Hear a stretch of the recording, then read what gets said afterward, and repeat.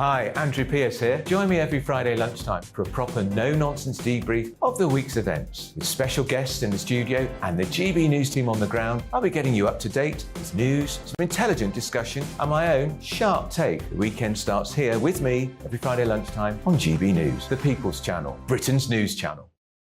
Hello, I used to be John Cleese, and I'm going to be doing some shows for GB News for two reasons. One, they asked me to, and two, they want programming for viewers who are completely out of touch, a much neglected demographic. So stay out of touch with me. Hello, I'm Michelle Dewberry, and you can join me every weekday 6 till 7 on Jubes and Kerr. You're an inspiration to us all. Clip that bit up. Well, you are. That's my ringtone. My political ambitions those days are gone, I can tell you. She's only teasing. Go on. He's probably going to want to lay down now. I'll give him 2 minutes. Let's respectfully disagree. That's what we like on Jubes and Kerr. Come and join us. GB News, the People's Channel. Michelle Dewberry, weekday evenings at 6 o'clock.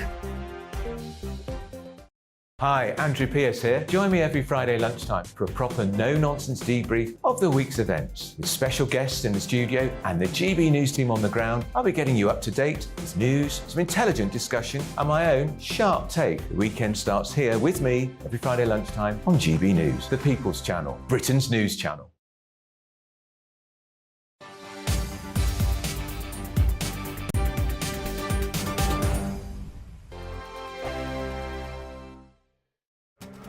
This year on GB News, we've got brand new members in the family. Join us. Across the entire United Kingdom, we cover the issues that matter to you. GB News will always stay honest, balanced and fair. We want to hear whatever is on your mind. And we don't talk down to you. The establishment had their chance. Now we're here to represent you. Britain's watching. Come join us on GB News, the People's Channel. Britain's news channel. Monday to Thursday, 9 p.m. till 11 p.m. Join me, Dan Wootton. I'll bring you the sharpest takes and hottest debates. Do you not believe in prison? I don't believe in prisons. I'm completely stunned. I guarantee you there'll be no spin, no bias, no censorship. I actually was personally quite offended by it.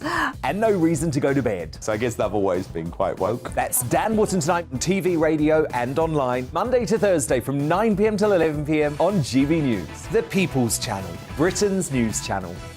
We are GB News, and we'd like to say thank you to each and every one of you for bringing us your conversations, for helping our great nation find its voice. We are here for you on radio, television, and online, across England, Scotland, Wales, and Northern Ireland. It's not the BBC, you actually get your facts right. We are proud to be GB News, the People's Channel, Britain's news channel.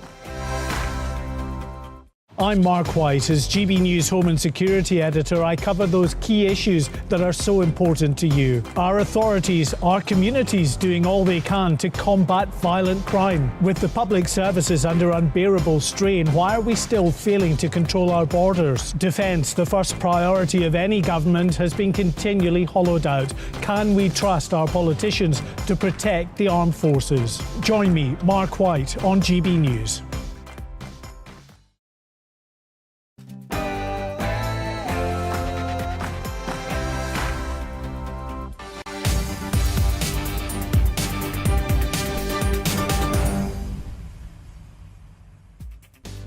Well, welcome aboard, everybody. You're with me, Patrick Christys, on GB News. And we're doing things a little bit differently today, ladies and gentlemen. So coming up, the nation has spoken, apparently, and half of voters say that they would back the Labour Party in a general election. And it's not only that, it seems that people trust Sir Keir Starmer more than they trust Rishi Sunak with the economy. And they've lost faith in the Conservatives on big issues like levelling up and, crucially, controlling Britain's borders. So throughout the show today, I thought that we should investigate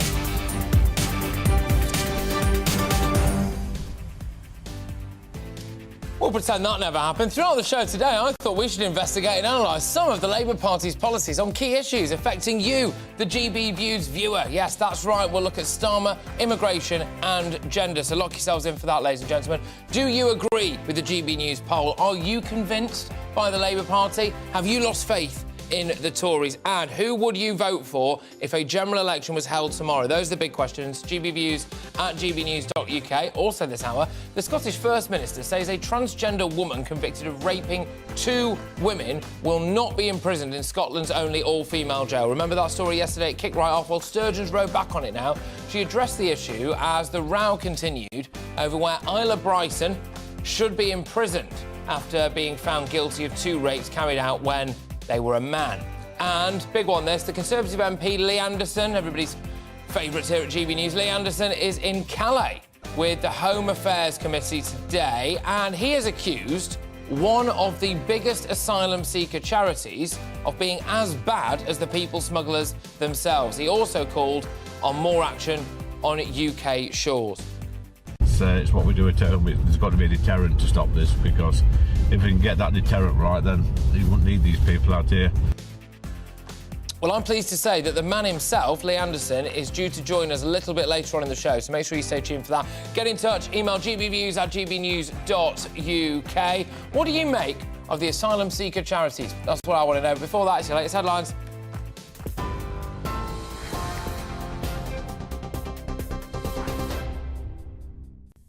Good afternoon. It's 3 minutes past 3. I'm Rhiannon Jones in the GB newsroom.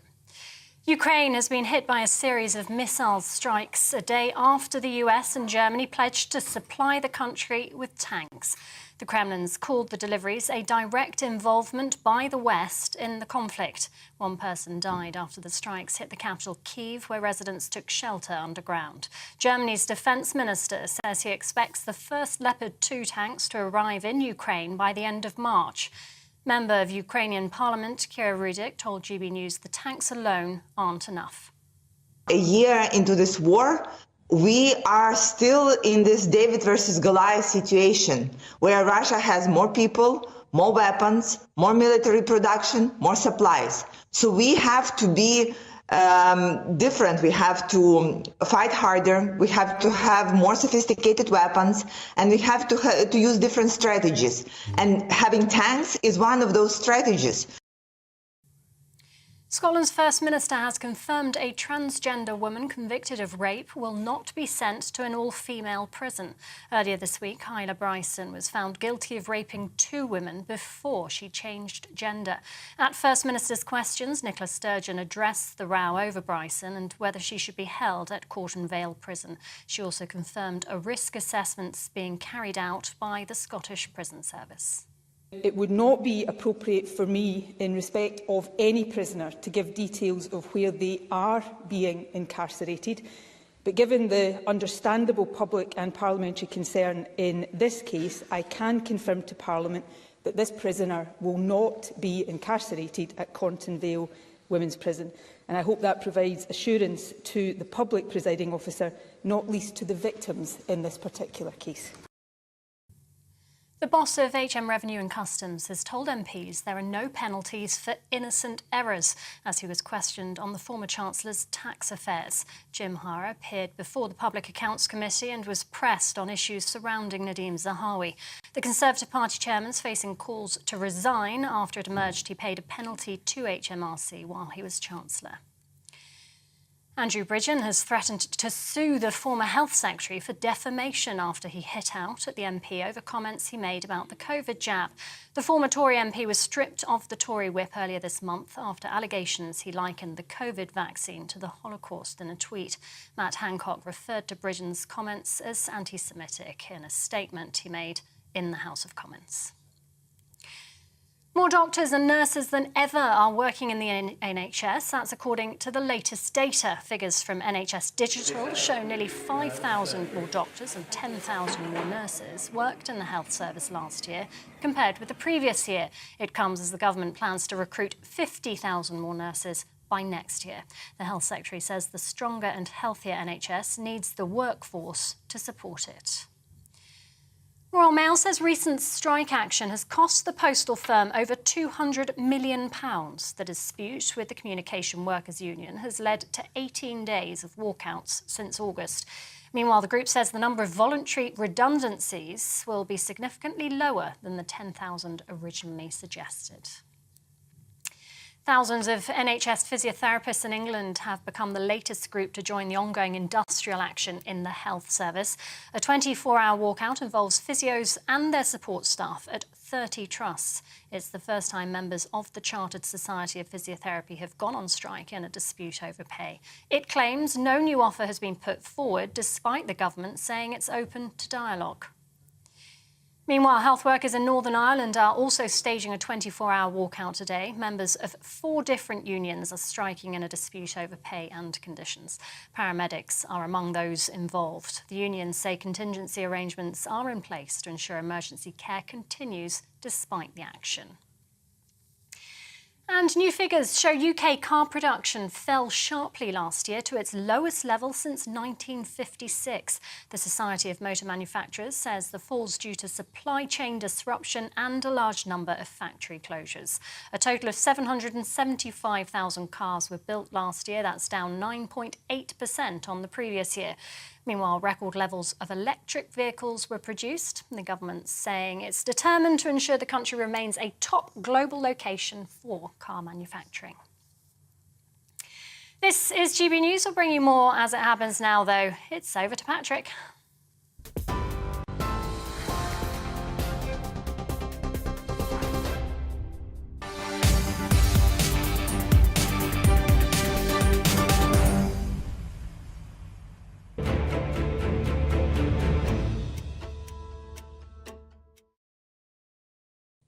OK, welcome along, wonderful people. Let's get stuck straight in, shall we? Our latest GB News People's Poll has been released, and it doesn't make good reading for Rishi Sunak and the Conservative Party. 50% of people said that they'd vote for Labour in the next general election, with just 21% backing the Tories. They're also lagging behind on the economy, with just 16% of people saying a Tory government will better manage the UK's finances, while more than 30% believe Labour would do a better job. And well, things got even worse for the Prime Minister, as the poll suggests that the majority of our voters have next to no confidence in the government's plans to level up the country's left-behind regions and, crucially as well, tackle the migrant crisis. Well, I thought that it'd give us the chance to put the Labour Party in focus, analyse why half of voters say that they'd back them at the next general election, and where do they really stand on the big issues facing you? Is Starmer really a leader? And will they continue to sit on the fence on controversial issues like gender, which has reared its head in the last couple of days? We've got you, people at home, people out in your cars, wherever, joining me throughout the course of this show, our very own viewers. We wanted to put some of these issues to you. At the end of the day, you're the voters, aren't you? You're the people. But I am joined in the studio right now by GB News' political reporter, Catherine Forster, to go into a bit more detail on some of these findings. And where shall we start? Not pretty reading for Sunak. There's really no good news here for Rishi Sunak or the Conservative Party at all. So the Tories have been flatlining on about 20% for months now, and there's a 29% gap. So if there was an election tomorrow, OK, we're maybe up to 2 years away from one, but it would be pretty much a wipeout. And Rishi Sunak might have hoped, would have hoped, no doubt, for a little bit of a bounce. And OK, at the absolute worst point, when Liz Truss's government was totally imploding and the markets were crashing, the Conservatives went down to 14%. So they've come a little way, but they just seem to be flatlining. And Rishi Sunak's desperate to talk about his policies, but he's not really getting the chance, is he? Because there's all of these scandals that are taking up so much time, so much attention, and meanwhile, the economy, the cost of living, everybody's worried about their bills, they're worried about heating their homes, they're worried about their pay rises that they're not getting or not enough. And on the economy, the Conservatives are not trusted either. And of course, Clinton's advisor once said it's the economy's stupid. And traditionally, the Conservatives were always seen as being the party to trust on the economy. But of course, they've been 13 years in power. Productivity has fallen off a cliff, is terrible. Living standards haven't improved dramatically. Then we had the chaos under Liz Truss. OK, that's recovered, but the economy is not in a good place, and people will look at the party in charge and blame them. Yeah, indeed. In a few other areas there, you mentioned the economy. That is clearly a massive issue for, well, everyone, the money in people's pockets. Some other ones as well, levelling up. Yeah, So obviously, this was Boris Johnson's flagship idea when he came in 2019. Rishi Sunak, when he became Prime Minister, echoed that that was his mandate, and they're keen to level up. They're keen to be saying that they're giving this money. We had the big announcements last week of the money that was sort of then overshadowed by the fact he wasn't wearing a safety belt. But it doesn't seem to be cutting through, because 60% of the people that answered said they were not confident at all that the government would level up left-behind regions before the next election. And in terms of the borders and the boats crisis, obviously Rishi Sunak has said as one of his 5 priorities that he is aiming to stop those crossings. Very strong language on that. 49% say that the British government have lost control of their borders. I mean, even Suella Braverman said that herself. Well, that's it. It's basically a ministerial statement, isn't it, pretty much? And I think the vast majority of the public, I'm surprised it's only 49% of people, actually, who think that we have lost control of our borders. Just a little aside, I was away for a week. I remember thinking, I'm going to just try and turn the news off a bit. I'm going to try and just switch off. And I had a little look on my phone because I couldn't help myself. So I wonder where the news agenda's got to. And I just saw absolute outrage at our Prime Minister not wearing a seatbelt in the back of a car. And I thought, I'm just going to stay here forever. I'm going to stay here forever. There's no need for me to go back. If this really is proper headline news, then the nation doesn't need me. But what else have we got then? Because Keir Starmer will be looking at this and thinking, well, he's sitting pretty, isn't he, at the minute? He is, and in some ways Labour don't have to do that much. I mean, he was off in Davos. They're laying out plans for what they would do. They're saying it would all be fully costed, but they can't say how. And at the moment, all they really have to do is not be the Conservatives. I mean, ultimately, that's not going to be enough. But they do say that parties, governments lose elections, don't they, rather than the oppositions win them. And that people are just very, very fed up of the Tories. But on this away day at Chequers, Isaac Levido, the sort of guru of elections, is telling the Conservatives there is a very narrow path to victory, but only if they can stop fighting among themselves and only if they can deliver on these 5 priorities. And at the moment, it's not looking great because they're bedded down in fighting and squabbling and scandal. Well, exactly. Well, look, thank you very much for digesting all of these facts and figures for us, as Catherine Forster there, our political reporter. And this is one of the areas where I wanted to focus in. And like I said, we're doing things a little bit differently today, ladies and gentlemen. We're going to be hearing a lot from you, the viewer. People have been emailing in gbviews@gbnews.uk, kind enough to leave their details. Quite a few of those. Get a phone call from one of my producers, my wonderful producers, and you end up on the telly, basically, so you can get yourself on the telly. If you do, just put that as your subject line, get yourself on the telly, gbviews@gbnews.uk. But before we go to you, and I wanted to ask you about the results of these polls, basically, would you be voting Labour in the next general election? Why? Where are you at politically, in light of those quite damning polling stats? But joining me before that is Brendan Chilton, who's a Labour borough councillor and the leader of the Ashford Borough Labour Group. Brendan, great to have you on the show. Thank you very, very much for joining us. So, realistically, we have a poll at the moment that would show around 50% of people say they would vote for Labour if there was a general election tomorrow. But I want to know, what are people actually really voting for? So, when it comes to things like, for example, the small boats crisis, how has Labour actually said they're going to sort that out? Good afternoon, Patrick, and thanks for having me on. The last report I read of Keir Starmer on this issue was that he said the real issue here is that we're not tackling the migrant crisis upstream. It comes to prevalence in the UK media when we see the boats crossing the channel, but actually the root cause of this is much further away, the people traffickers operating in Europe. To get some sort of resolution on that, what really needs to happen is that the Prime Minister of the UK, the President of France and other European nations need a coordinated response to dealing with these traffickers. And if you remember, about a year ago, when we had the tragedy of the boat sinking in the Channel, the very next day, around 4 gang leaders were arrested and locked up in France. So it can be done. It can. You just need the political will and cooperation to do it. Yeah, my concern with this would be, I think, frankly, what the Tories are facing at the minute, which is what our strategy needs to rely on is the goodwill of other nations. And if we're now the final destination for a lot of these people who, dare I say it, well, France clearly don't want them in their country, a lot of them do they, and other European nations, realistically, how are we going to end up stopping them? But I wanted to just move on from that, because levelling up, certainly we have a load of viewers and listeners in the north, and they, I think, rightly so a lot of the time, open their curtains and don't see much evidence of levelling up. We hear a lot about strikes and nightmares on the London Underground. I mean, good grief, you try travelling from Hull to Leeds or somewhere like that, it's an absolute shocker. So what is the Labour Party going to do to actually help with levelling up? Well, the levelling up agenda, really, by the government is going around the country with a giant checkbook, just giving out money to projects. To level up, what we need to do is get our economy growing. And the Labour Party have said that one of the things it would do in government, first of all, is to cut VAT, to put more money in the pockets of consumers and hauliers. It will reform business rates to make it more competitive for businesses in high streets, and a massive devolution of power to the regions of England and Wales.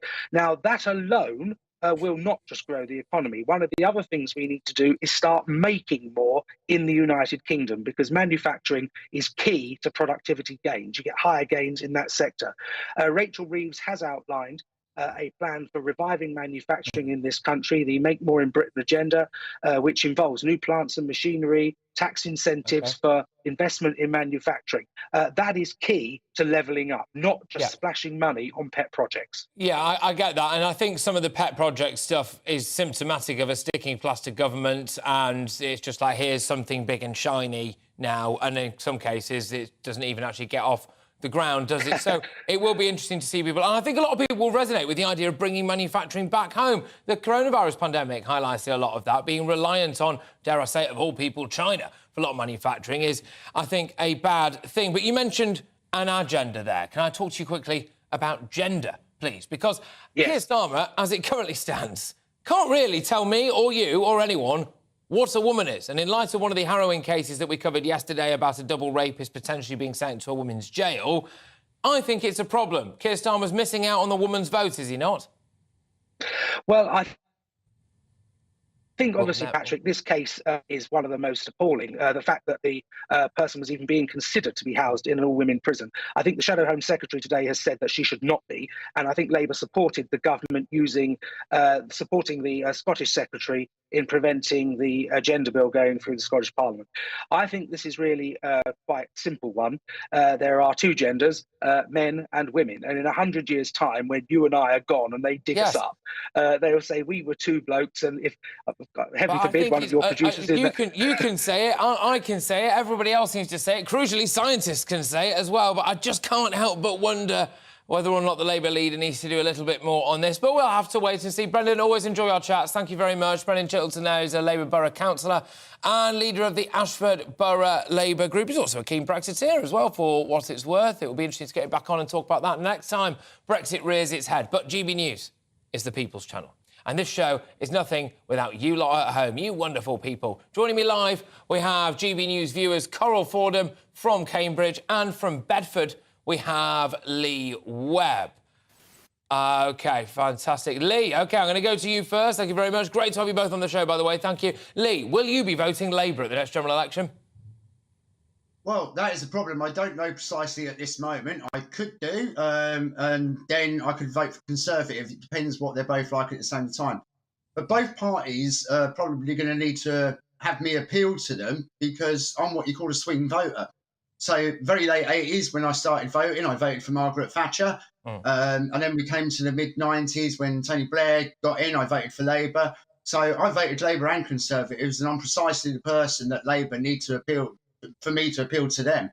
The main thing that I'd like to see is a little bit more on the economy, what they're going to do on that. Immigration is very important, and healthcare. So what they're going to do to improve the NHS and to reform the NHS. I want to know exactly what they're going to do. At the moment, I can't really find any of those policies that are appealing to me, but neither do any of the Conservative policies. And this is kind of where we are, isn't it? Lee, I'll come back to you. Coral, I'll bring you in now. Same question to you. Are you planning on voting Labour at the next general election as things stand? Definitely not. Why not? Because I've got to the point, to be honest with you, it's the same as the Tories. What is the difference between the two parties? It just seems to me that whoever is actually in government, the only job the opposition has is just to basically dispute anything and everything that they stand for. So, I mean, as your chap there has just said, what are the Labour policies? I don't know. And to be honest, I wouldn't trust Starmer as far as I could throw him. And Sunak has just got no backbone. So for me, it's the Reform Party. I'm just praying that I do actually have somebody in the ward here that I can vote for. I have all my fingers and toes crossed because the Reform Party are the only ones that are thinking outside of the box and doing something differently. And they need an opportunity to show us, you know, that they have got the balls to do what they say. Fair enough. I mean, let me just... Lee, I'll come back to you in a sec, but Coral, I'll just stick with you for now before I return to Lee, because let me put a couple of those things to you then. We just heard there from a Labour representative echoing Labour's policy, for example, when it comes to the Channel crossing. So, go after the people traffickers, a coordinated response with other countries in order to stop it. Rishi Sunak has said similar-ish stuff. He wants to stop all of the boats. He wants to reduce our asylum backlog and get some flights taken off to other countries. Do you just not believe that either party will do any of that? Well, I think you have to look at the numbers. I can't recite numbers to you, Patrick, but they are going... Well, they've gone through the roof, basically, haven't they? And that really is all under a Tory leadership. And I just don't feel confident that Starmer has got the backbone. I mean, and I've never heard him say that he would turn the boats around. Richard Tice very clearly stands up and says that's what they would do. And there's even a piece of legislation, it goes back to 1974, about safety of boats, etc. Okay. So we are legally entitled to turn the boats around to whence they came. Well, why are we not doing that? I will respectfully defer the knowledge of maritime law onto you on that one, Coral, I must say. I mean, I'm pretty sure you will be able to find something there, maybe. But, Lee, I'll lob it back your way. Where we are at now from both of you sound pretty disillusioned and a bit worn out, maybe, dare I say it, about the options that are available to you now. Some people would say you could fit a Rizzler paper between the two main parties. Lee, as a bigger question, are you just quite fearful of where Britain's headed at the minute? It doesn't seem like we've got anyone particularly inspiring running for office. The thing was, when I voted for Margaret Thatcher, she was amazing. She was an actual leader that got things done. And to be fair, no matter what you think of Tony Blair, he was pretty much the same. He was a leader that got things done. And since then, there's not been a leader of this country that's done it. Boris Johnson had a little bit of it, but then we found out that he was a bit of a damp squid as well. I mean, I'm personally an SDP supporter. I know that they're not going to get in on the next election. They've got to make the breakthrough yet. However, you know, it is really difficult to, like you say, put a Rizzler paper between But I them. think this is fascinating. But I must say, both of you, and I've really enjoyed this, because I think this is now a little microcosm of kind of where Britain's at, actually, where I don't think there's a huge amount of passion for what, well, you could maybe loosely call the ideology being offered of both major political parties at the minute, and people looking for alternatives, whether it's Reform, whether it's the SDP, whoever it is. But, of course, then we're all scratching our heads and going, well, realistically, are any of them going to get anywhere near power? Well, probably not in our voting system. And I suspect the next general election, unfortunately, there's going to be a lot of people on that election night that, instead of going out to the polling booth, they sit on the backsides with a cup of Horlicks or whatever and just decide to watch the results come through. Some muggins like me at 3 o'clock in the morning with a vat full of coffee telling you we've got a hung parliament or something. But both of you, thank you very, very much. I've thoroughly enjoyed it, and I'll be chatting to you again very, very soon. All the best. Cheers for coming on. That's Coral Fordham there from Cambridge. From Bedford, we had Lee Webb as well. Look, get yourselves on the tally, GBViews at gbnews.uk. Real people there reacting to the real polling data that we've got before you now. 50% of voters say they would vote for the Labour Party. Why is that, do you think? What do you make of that? You're with me, Patrick Christys, on GB News. And coming up, British car production has plunged to its lowest level in 70 years. But what's causing this slump? And can the UK motoring industry survive? We've got all that coming your way, and an update as well from Calais. That's right, the other side of the channel. I'll be back in a tick.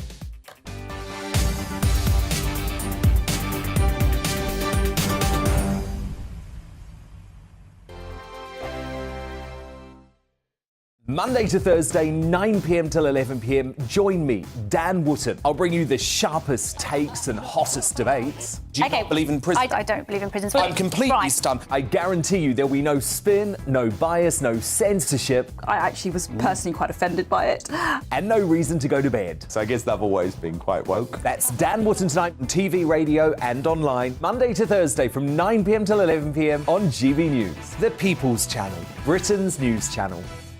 Hello, I'm Michelle Dewberry, and you can join me every weekday 6 till 7 on Jubes and Kerr. You're an inspiration to us all. Clip that bit off. Well, you are. That's my ringtone. My political ambitions those days are gone, I can tell you. She's only teasing. Go on. He's probably going to want to lay down now. I'll give him 2 minutes to have one. Let's respectfully disagree. That's what we like on Jubes and Kerr. Come and join us. GB News, the People's Channel. Michelle Dewberry, weekday evenings at 6 o'clock. I'm Andrew Doyle.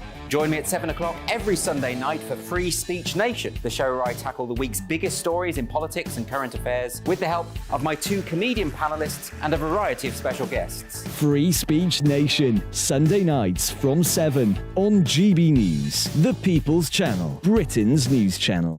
I'm Michael Portillo. Join me on GB News on a Sunday morning for topical discussion, debate, arts and culture, and sometimes even ethical dilemmas. I don't always agree with you, Michael.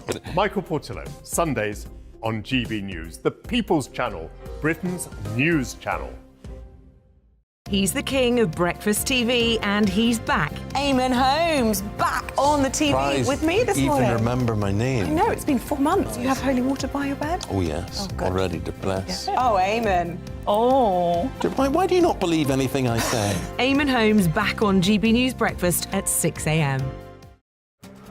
This year on GB News, we've got brand new members in the family. Join us. Across the entire United Kingdom, we cover the issues that matter to you.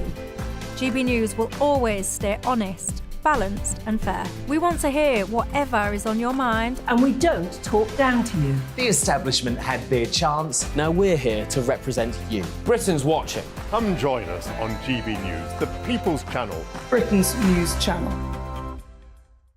We are GB News, the People's Channel. and right across the United Kingdom. You can find us on Sky Channel 512. Virgin Media Channel 604. Freesat Channel 216. Freeview Channel 236. And YouView Channel 236. You can also take us with you on DAB Plus Radio. With the GB News app and at the website gbnews.uk. We're absolutely everywhere. Come join us on GB News, the People's Channel, Britain's news channel.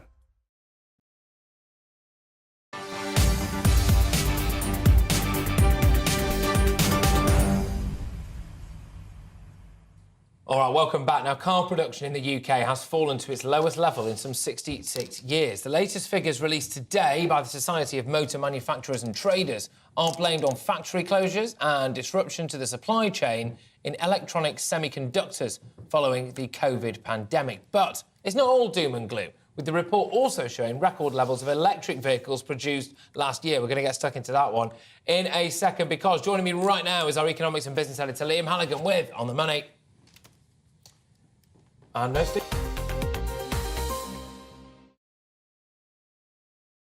On the money, right, Liam? They're toying with us. They're toying with us. What's going on with you, then? Come on. So, SMMT, Society of Motor Manufacturers and Traders, they are the industry body. They've brought out the car production numbers for the whole of 2022. Let's take a look at them. So, in 2019, we can see there was 1.3 million cars produced in the UK. That was the last sort of proper year before lockdown was upon us. Then in 2021, 860,000, and now 2022, 775,000. That's the thick end of 40% below the pre-pandemic level, Patrick, partly because there's still lots of semiconductor shortages, supply chain issues, partly because we saw the closure of that Honda plant in Swindon. So these are not great numbers. But if you look at the production of electric vehicles, even though overall car production is down, we can see that the production of electric vehicles is up It's up by 4.5% to 234,000 on the previous year. And so electric car productions, this is hybrids, it's plug-ins, it's pure battery vehicles. They are now 30% of all UK cars built, up from just 10% back in 2020. Well, that's interesting, yes, because I was going to ask that, does those figures actually include hybrids, etc.? But I suppose one of the biggest things, though, is actually, is this electric vehicle push by 2030 going to work? Well, I think a lot of people haven't yet quite clocked that there's a law coming down the track, right, that in 2030 you cannot buy, by law, as it currently stands, a new petrol or diesel car. You will only be able to buy a hybrid or a plug-in or a battery car or whatever it is around by then. And of course, if we're going to build these cars, if we're going to carry on building, 1 million cars a year in this country, and we want that because they're great manufacturing jobs, they're often in parts of the country that don't have, with all respect, they're heavy industry parts of the country, it's what they do, then we need to create those batteries as well, so we can create the batteries near the cars, because you can't transport the batteries economically because they're very, very heavy.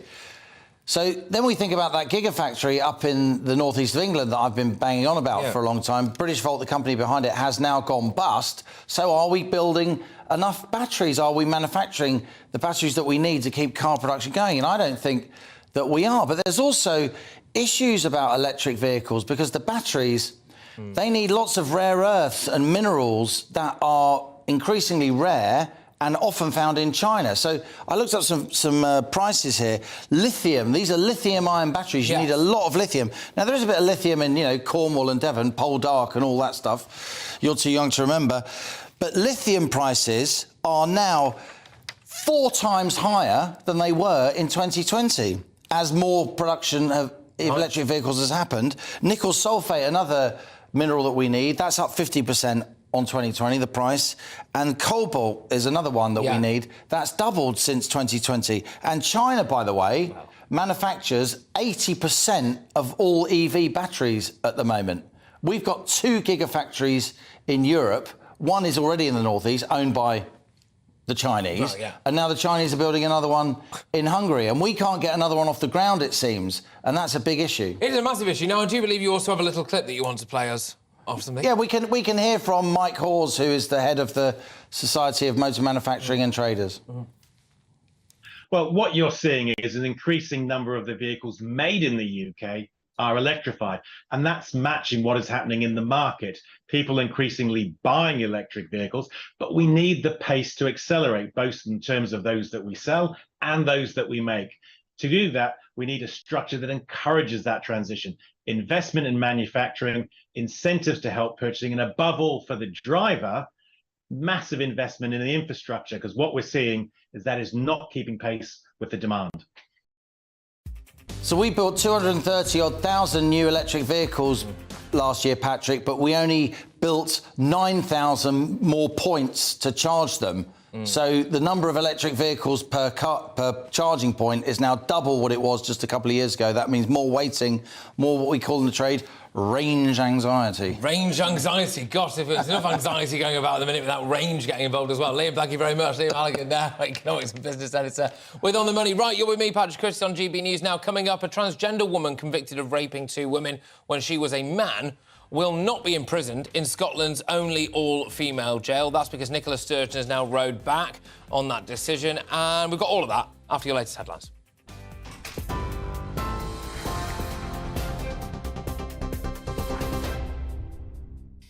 Good afternoon, it's 3:34, your top stories from the GB newsroom.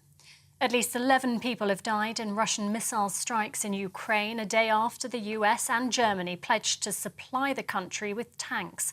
More than 10 people were wounded in the attacks, which covered 11 regions, including the capital.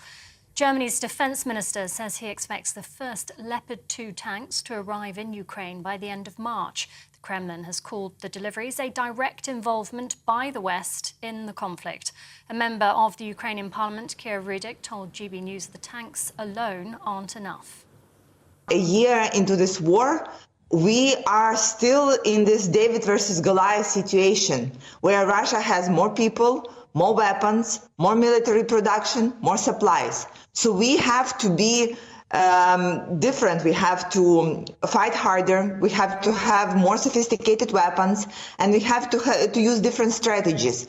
And having tanks is one of those strategies. Andrew Bridgen has threatened to sue the former health secretary for defamation following comments Bridgen made about the COVID jab. Earlier this month, he was stripped of the Tory whip after allegedly likening the COVID vaccine to the Holocaust in a tweet. Matt Hancock referred to Bridgen's comments as anti-Semitic in the House of Commons, a statement Bridgen has refuted. And more doctors and nurses than ever are working in the NHS, according to new data. Figures from NHS Digital show nearly 5,000 more doctors and 10,000 more nurses worked in the health service last year compared with 2021. It comes as the government plans to recruit 50,000 more nurses by next year. The Health Secretary says the stronger and healthier NHS needs the workforce to support it. TV, online and DAB+ radio. This is GB News. Don't go anywhere. Patrick will be back in just a moment.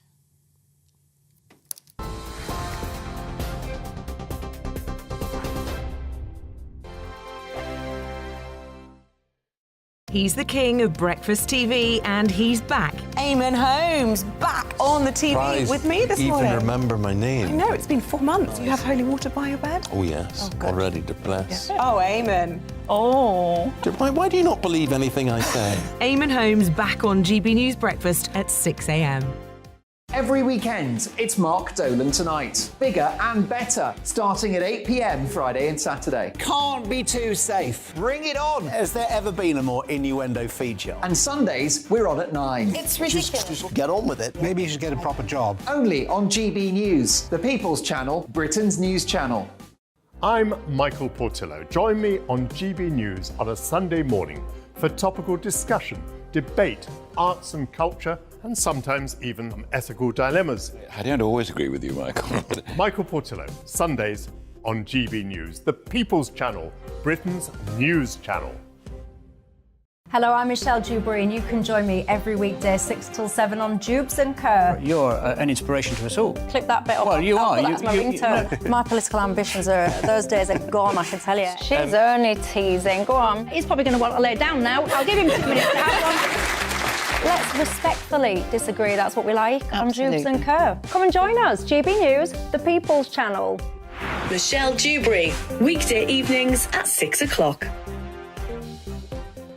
Monday to Thursday on GB News, it's Bev Turner Today from 10 a.m. We're going to be here for you, our GB News family, to keep you up to date, but also make you smile. The guy went from puberty to adultery. And I can't wait to bring a few of my own opinions. I have no time for cultural totalitarianism. We'll engage in passionate, but always polite debate, with your thoughts and opinions at the centre of it all. Only on GB News, the People's Channel, Britain's news channel.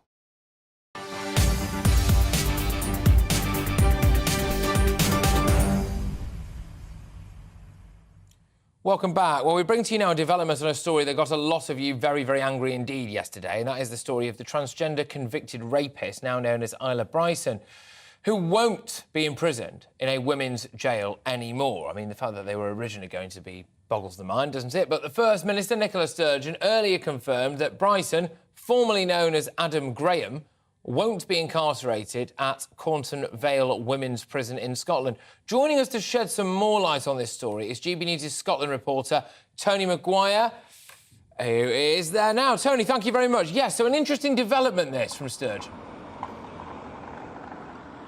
Yes, certainly this has been going to be seen by many as rowing back on our previous stance.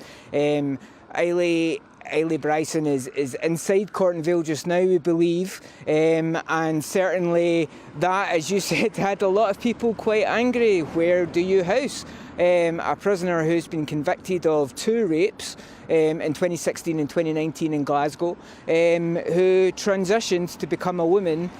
She raped as a man, and then transitioned before she was incarcerated inside. So a lot of people will want to know, and Nicola Sturgeon today finally gave an answer. Let's hear what she has to say. It would not be appropriate for me, in respect of any prisoner, to give details of where they are being incarcerated. But given the understandable public and parliamentary concern in this case, I can confirm to Parliament that this prisoner will not be incarcerated at Cornton Vale Women's Prison. And I hope that provides assurance to the public, Presiding Officer, not least to the victims in this particular case. OK, well, look, Tony, thank you very much for bringing us that report just from outside the prison in question. That's GBNews' Scotland reporter Tony Maguire, bringing you up to date with the story that, yes, like I said, got a lot of you very hot under the collar in relation to that particular, well, man, really, who transitioned into womanhood only after being caught and charged with 2 rapes, subsequently found guilty of 2 rapes, and was going to be housed in a women's prison. Joining us now is Susan Smith, co-director of For Women Scotland. Susan, thank you very much. Great to have you on the show. Has sanity finally prevailed, or is this just still a very worrying situation? Well, sort of. But it's still worrying because this ridiculous policy is still in place. The Scottish Prison Service policy was written really by lobbyists, and it is based on self-ID. And there is a bit of a presumption there that somebody's declared or preferred gender is the thing that prison officers should be looking at. And it causes problems not only when male prisoners are moved into the women's estate, and there are male prisoners in the women's estate, including at least 2 murderers, but it also causes problems for those when those male prisoners have been held in the men's estate. I think some of the practices may have changed, but the policy actually said that if a male prisoner had self-declared themselves to be a woman, then they could demand that intimate searches were carried out by female prison officers. And that caused trouble in the case of one, several. Look, absolutely. I mean, it's another layer to it. And yesterday I was very focused on the other inmates, the female inmates. Clearly, you just raised an issue there about female members of staff, which I must say I hadn't originally thought of. But last night, I was thinking to myself about this story, and I thought, you know what? Yesterday, I didn't actually ask about the victims, and that was an oversight. So how do you think that the female victims who were raped by this man must be feeling, knowing that he essentially put a wig on and bought a pink handbag and was very nearly sent in, well, has been sent into, but probably won't be staying there, into a women's prison? Yeah, I mean, you know, we have brought up time and again this idea of if you are a traumatised victim, and not only do you have the indignity and the fear of going into a court and the questions you might be asked, but you're listening to the court describing the person who raped you as a woman and talking about her penis and to cap it all off, I think in this case, which was absolutely abhorrent, the defence tried to spin this line that this was another vulnerable woman because, and solely because, he claimed he was transitioning. So they were using this idea of transgender status, which is one that is pushed constantly by Sturgeon and others, that trans people are vulnerable and marginalised. So they were picking up on that and saying, well, because this is a trans person, automatically, therefore, he is vulnerable and marginalised and therefore couldn't have committed this crime. And of course, Sturgeon and Robertson have stood up in Parliament and said, nobody would do this. This would never happen. Well, this has happened. So they either need to decide, is this a violent predatory man who exploited a loophole within a self-ID system, which is what they have in the prison service, or this is a genuine vulnerable trans person, but they can't have it both ways. No, they can't have it both ways. And you hit on a really interesting point there, which is if the trans community keeps being bracketed as an incredibly vulnerable, marginalised community. And I would argue the tone of the way that members of the trans community are often described when it comes to certain politicians puts them in the same class, wrongly, as people with, say, a disability or other marginalised groups. And therefore means that they can go and stand in a court, like you just highlighted there, Susan, and try to mask the fact that they are a double rapist and seek some sympathy by virtue of being now part of a, quote, marginalised community. I would argue, Susan, that there was nothing particularly vulnerable about this man when he was raping 2 women. No, and the testimony the victims gave, obviously, was that he was using his superior physical strength, which, again, is something where we keep being told, no, there's no difference. But obviously, he used his advantages as a man to rape 2 women. And for people to be dancing around and talking about this person as though they're a woman is really sickening. And as you say, must be absolutely devastating for the victims. I want to ask, when you're campaigning or having discussions like these up in Scotland, when you're attending things like votes in Holyrood or wherever, there's always a lot of demonstrations on either side. Do you feel as though you're in the minority now with your views? No, and certainly not in Scotland. I mean, the latest polls show that an overwhelming number of people are against this bill, and an overwhelming number of people who would support the SNP are against this bill. So it's been really interesting because it's probably the first time, it is the first time that the UK government have used a Section 35. And the reaction has been interesting from all quarters, because you would naturally expect some of the people who are SNP supporters to think this was Westminster interference. But in fact, the overwhelming response has been, thank goodness that this has been blocked, because it's so awful. And I ask that question because I'm convinced that if you put this, along with quite a few other issues, frankly, facing this country, to a public vote, there would be an overwhelming consensus that what's happening now is madness. And I can't help but wonder if Nicola Sturgeon has slipped a bit here, whether or not she's thought, well, this is a hill I want to die on, and, well, frankly, that hill is crumbling beneath her, because, like you've said, plenty of people who might normally vote SNP, for whatever reason, actually don't want male rapists in female prisons. And I would argue it's an odd choice of hers to decide that she's going into bat for this particular issue. But, Susan, thank you very much. I could talk to you all day. Sorry, we're going to have to cut it short, I'm afraid. Susan Smith, co-director of For Women Scotland, I should say. Thank you very, very much. Right, moving on. Downing Street says the Prime Minister still has confidence in Nadeem Zahawi. This is in relation, of course, to all of his tax affairs. Today, the boss of HM Revenue and Customs, easy for me to say, told MPs that there's no penalties for innocent errors, answering questions on the Tory party chairman's tax affairs. Rishi Sunak, who is hosting an away day with Cabinet colleagues at Chequers, but that's a laugh, don't you? An away day with the Cabinet lot. He was grilled by the Labour leader, Sir Keir Starmer, on the matter yesterday. Well, we can now cross live to Westminster and speak to GB News' political editor, Darren McCaffrey. Darren, thank you very much. So, Nadeem Zahawi, questions still remain. No penalties for innocent errors was the HMRC boss, which does imply, well, some guilt, I suppose. Yeah, effectively, what the boss of HMRC was saying a little earlier on today, Patrick, is that if you've made an innocent error, you don't get a penalty fine, which leads you to conclude, even though he wouldn't talk specifically about the current Conservative chairperson, Nadeem Zahawi, that, well, he has made a mistake that they felt deserved a penalty, and a rather large one, it must be said, at that, given the fact that we think in total it was around 5 million quid he paid back to HMRC last summer, including that penalty and the tax he clearly didn't pay.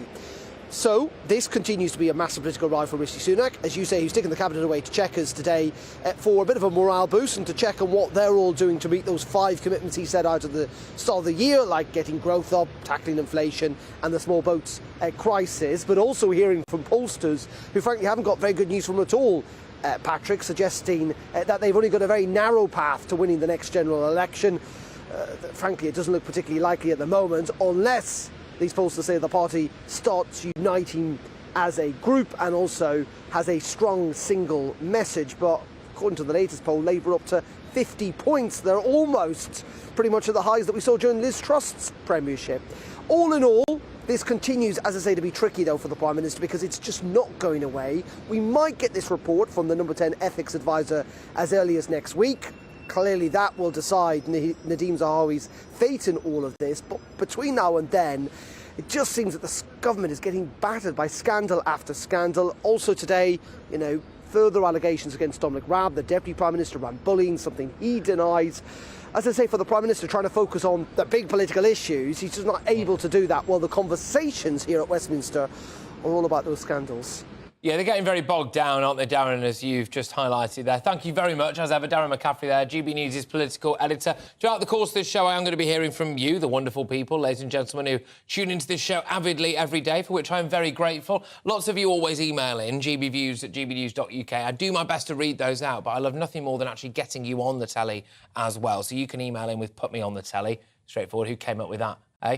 And we will endeavour to give you a bell and, shock horror, put you on the telly. We're going to be talking to a lot of you later on in the show about that very issue, which is basically whether or not you'd now vote Labour, because supposedly around 50% of people say they will. I want to hear from you on all of that as ever. But moving on, keeping things a bit political, though, the Chancellor is to announce a massive repeal of EU laws as part of efforts to raise £100 billion in investment.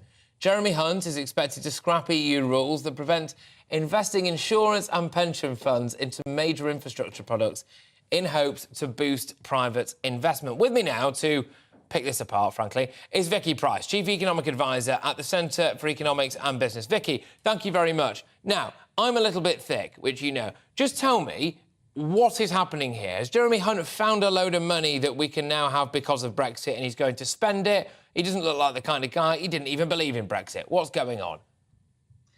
Well, what we've got here is two things. First of all, the overarching ambition to get rid of all those EU rules, which supposedly are constraining us from doing what we'd like to do, which is interesting. It would be interesting to see what happens when we do indeed sort of vote to abolish all those rules. There are 4,000 of them. Some of them are insignificant, but some are quite important. And then the second thing is, can we pick the important ones which might make a difference? And one of those is precisely the one that has to do with investment by insurance companies and pension funds. It's a rule which the EU, and we accepted, has put in place since 2016. And that rule is called Solvency II. It replaced, would you believe it, Solvency I, which had been around for quite some time. It's basically trying to tighten up the risks taken by precisely what we seem we want to abolish, the risks taken by insurance companies and pension funds, by making sure that this is properly calculated, that this is properly debated and also becomes quite transparent, and that the risks, therefore, of any money that we have put into insurance companies and pension funds is thereby reduced. It doesn't mean they can't invest in the areas that we'd like them to invest in, but there are risks attached, which means that their capital requirements are quite significant if they intend to do that. That is what Jeremy Hunt was to change. So people are obsessed, and I can understand why people voted for Brexit, that they want to scrap any unnecessary EU-related rule and reg and go our own way. Jeremy Hunt here appears to have identified one, is doing it, and we might cash in as a result. Yes, indeed. And what he hopes is that as a result of perhaps reducing some of those capital requirements, because obviously it's very costly if they're going to be investing in infrastructure projects that might be quite risky, then they have to put lots of money aside. Now, if you reduce that requirement, then perhaps they will be much more inclined to invest in those areas. But of course, at the end of the day, it increases the risk for those funds, one assumes, and therefore it increases the risks of all of us who put money into there. So you imagine, therefore, that there will be some sort of indemnity maybe that is given. You asked me to pull it apart a bit. How do you ensure that this long-term infrastructure projects, which very often go over budget, of course, as we know, are going to give the returns to those pension funds that they like to have? It makes sense because, of course, our pension funds, we put the money in there for the long-term fund, long-term investments make sense. But if they are very risky, then our own investments, our pensions become risky too. Exactly. Well, I tell you what, very well explained. I even managed to get through my skull, and that takes some doing. So thank you very much. Vicky Price there, Chief Economic Advisor at the Centre for Economics and Business. Right, now, just going to finish this hour with a little bit of you wonderful people. GBViews at gbnews.uk. It's in relation to this poll. 50% of people, apparently, are going to vote for Labour at the next general election. I'll believe it when I see it. But Jamie says, I will be voting for Labour. The Conservatives have broken this country. It's time for change. Would have been interesting, Jamie, to know which way you voted last time, but you can always email back in and I'll get on to you then. Phil says, the Conservatives' levelling up pledges couldn't hold water. Labour is the party for the working class, and I think your poll reflects that. It is fascinating, isn't it? Because essentially what our Labour man that we had on earlier on, Brendan Chilton, said was the Tories are just doing sticking plaster stuff. So here's a big shiny new thing. Look at this, it's in the north. Whereas what he's saying is Labour will do a much more cost-effective and, I suppose, planned and thought out element of levelling up. Interesting, though, that there's nothing particularly specific. So we are kind of all flying in the dark, aren't we, when it comes to Labour at the moment. One more quick one. Jonathan from Wales says, you seem to forget about us people that live in Wales under Labour. The Conservatives may be hurting England, but Labour are doing much worse than the Welsh. And in fact, that's a decent point, actually, John, because whenever I do have a little look over there, as we try to do fairly regularly here on GB News, yes, some of the public services, and indeed I would argue sometimes some of the leadership there in Wales is a little bit below par. Patrick Christys on GB News. Loads more to come in the next hour. More on that People's Poll result as well. And, of course, we are going to get loads from the other side of the channel, Calais. Stay tuned. Hi there, it's Aidan McKibben here with the latest forecast from the Met Office. Sunny spells and mostly dry for many of us today, but it is a bit colder in the north whilst it's milder in the south. Even though we've seen a cold front clear southwards, that's helped to clear the very cold conditions that have been stagnant across southern parts of the UK over the last few days.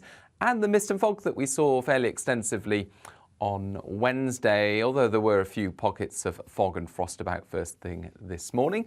But they're lifting now, and for most it's a dry and bright day. The best of the sunshine in the west, a bit more cloud into the east, 1 or 2 showers for parts of eastern Scotland and eastern England. But temperatures have evened themselves out, 6 or 7 in the north, so not quite as mild.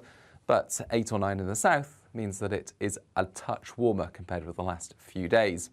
Into the evening, we'll see the clear spells and light winds remain across parts of western Scotland, Northern Ireland, as well as western England and Wales, and in these areas a touch of frost and some fog patches, especially for Northern Ireland. But further east we've got more cloud cover and so mostly frost-free, although a touch of ground frost and perhaps some frost on cars is still possible. Showers continuing, and those showers will spread into parts of the Pennines through the night and into the first part of the day on Friday. But otherwise, actually plenty of sunshine by the afternoon on Friday.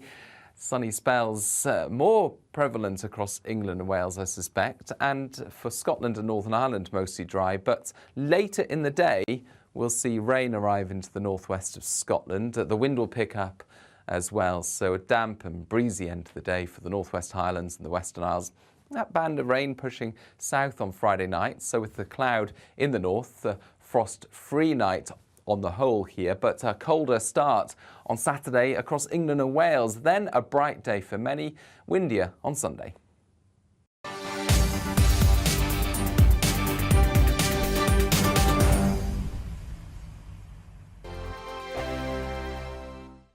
I'm Simon Evans. Join me on GB News for Headliners at 11 p.m. What's the scoop? I'll be joined by 2 of the country's top comedians. That's right. As we take a look at tomorrow's newspapers tonight. We're going to get into trouble. If it's a big story, we'll be covering it. Spill some tea on him. There we go. But we'll also have some fun. I wouldn't stick up a bank. My father didn't love me. So anyway. Headliners every night from 11 on GB News, the People's Channel, Britain's news channel. Join me, Patrick Christys, Monday to Friday, 3 till 6. We tackle the day's news agenda like you've never seen before. It's high tempo, high octane, the most controversial topics and the best guests. You will not be able to take your eyes and ears off it. I'm not afraid to ask the questions that you really want answered. 3 till 6 p.m, Monday to Friday on GB News, the People's Channel, Britain's news channel. Hi, Andrew Pierce here. Join me every Friday lunchtime for a proper no-nonsense debrief of the week's events. With special guests in the studio and the GB News team on the ground, I'll be getting you up to date with news, some intelligent discussion and my own sharp take. The weekend starts here with me every Friday lunchtime on GB News, the People's Channel, Britain's news channel. I'm Andrew Doyle. Join me at 7 o'clock every Sunday night for Free Speech Nation, the show where I tackle the week's biggest stories in politics and current affairs with the help of my 2 comedian panellists and a variety of special guests. Free Speech Nation, Sunday nights from 7 on GB News, the People's Channel, Britain's news channel. We are GB News, the People's Channel. And right across the United Kingdom. You can find us on Sky Channel 512, Virgin Media Channel 604, Freesat Channel 216, Freeview Channel 236, and YouView Channel 236. You can also take us with you on DAB Plus Radio, with the GB News app and at the website gbnews.uk. We're absolutely everywhere. Come join us on GB News, the People's Channel, Britain's news channel.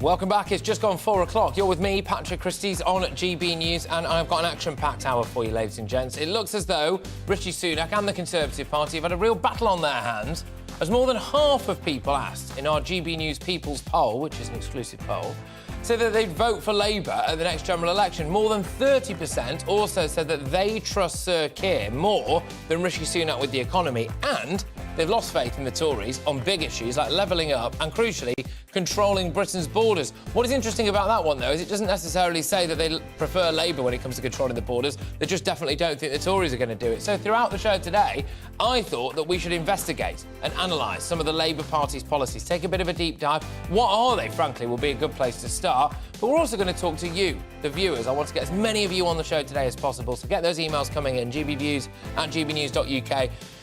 Tell us that you want to be on the telly and we'll do our best to get you on, because I want to know where you're at. And we're also going to be talking about Starmer's ideology when it comes to immigration and gender as well. Can he say what a woman is yet? Do you agree with the GB News People's Poll, which emerges to show, anyway, that around 50% of you are going to vote Labour at the next election? Also this hour, though, are we finally seeing some sense on that trans debate? Because this afternoon, Nicola Sturgeon said a transgender woman convicted of rape will not serve her sentence in Scotland's only all-female prison. There's a row over where Isla Bryson should be imprisoned after being found guilty of 2 rapes carried out when they were a man. And reports this afternoon, Prince Andrew has been told that he can no longer use his suite at Buckingham Palace. We've all been there, Andrew.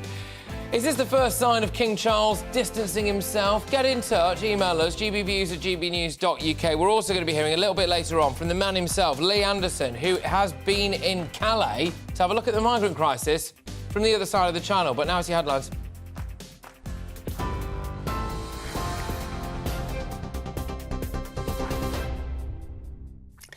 Patrick, thank you and good afternoon to you. Our top story on GB News today, at least 11 people have died in Russian missile strikes on Ukraine, a day after the US and Germany pledged to supply the country with tanks. More than 10 people were wounded in the attacks, which covered 11 regions, including the capital.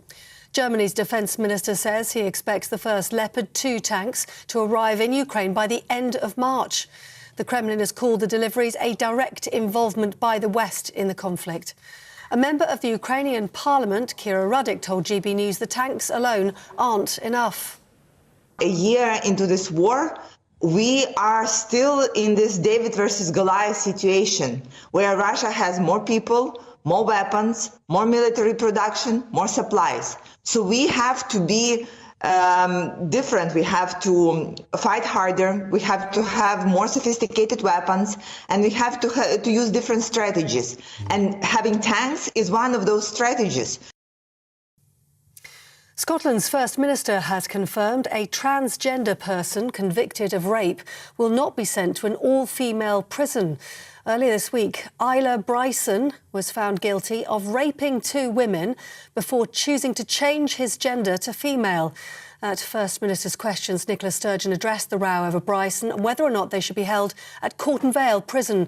She also confirmed a risk assessment is being carried out by the Scottish Prison Service. It would not be appropriate for me, in respect of any prisoner, to give details of where they are being incarcerated. But given the understandable public and parliamentary concern in this case, I can confirm to Parliament that this prisoner will not be incarcerated at Corton Vale Women's Prison. And I hope that provides assurance to the public, Presiding Officer, not least to the victims in this particular case. The boss of HMRC has told MPs there are no penalties for innocent errors as he was questioned on the former Chancellor's tax affairs. Jim Harrah appeared before the Public Accounts Committee and was pressed on issues surrounding Nadeem Zahawi.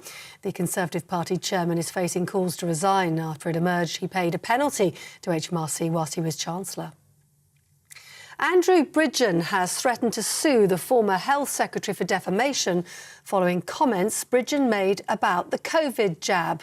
Early this month, a North West Leicestershire MP was stripped of the Tory whip after allegedly likening the COVID vaccine to the Holocaust in a tweet. Matt Hancock referred to Bridgen's comments as anti-Semitic in the House of Commons, a statement that Bridgen has refuted. More doctors and nurses than ever have been found to be working in the NHS. Figures from NHS Digital show nearly 5,000 more doctors and 10,000 more nurses worked in the health service last year compared with the previous year. That comes as the government plans to recruit 50,000 more nurses by next year. Royal Mail says recent strike action has cost the postal firm over £200 million. The dispute with the Communication Workers Union has led to 18 days of walkouts since August. Meanwhile, the group says the number of voluntary redundancies will be significantly lower than the 10,000 originally suggested. Thousands of NHS physiotherapists in England have become the latest group to join the ongoing industrial action in the health service. A 24-hour walkout involves physios and their support staff at 30 trusts. It's the first time members of the Chartered Society of Physiotherapy have gone on strike in a dispute over pay. It claims no new offer has been put forward, despite the government saying it is open to dialogue. Meanwhile, health workers in Northern Ireland are staging a 24-hour walkout today. Members of 4 different unions are striking in a dispute over pay and conditions. Paramedics are among those involved. Unions say contingency arrangements are in place to ensure emergency care continues despite the strike action. And new figures show UK car production fell sharply last year to its lowest level since 1956. The Society of Motor Manufacturers says the fall is due to supply chain disruption and a large number of factory closures. A total of 775,000 cars were built last year. That's down 9.8% on the previous 12 months. Meanwhile, record levels of electric vehicles were produced. The government says it's determined to ensure the country remains a top global location for car manufacturing. Those are the latest news stories on GB News. More news as it happens. Now back to Patrick.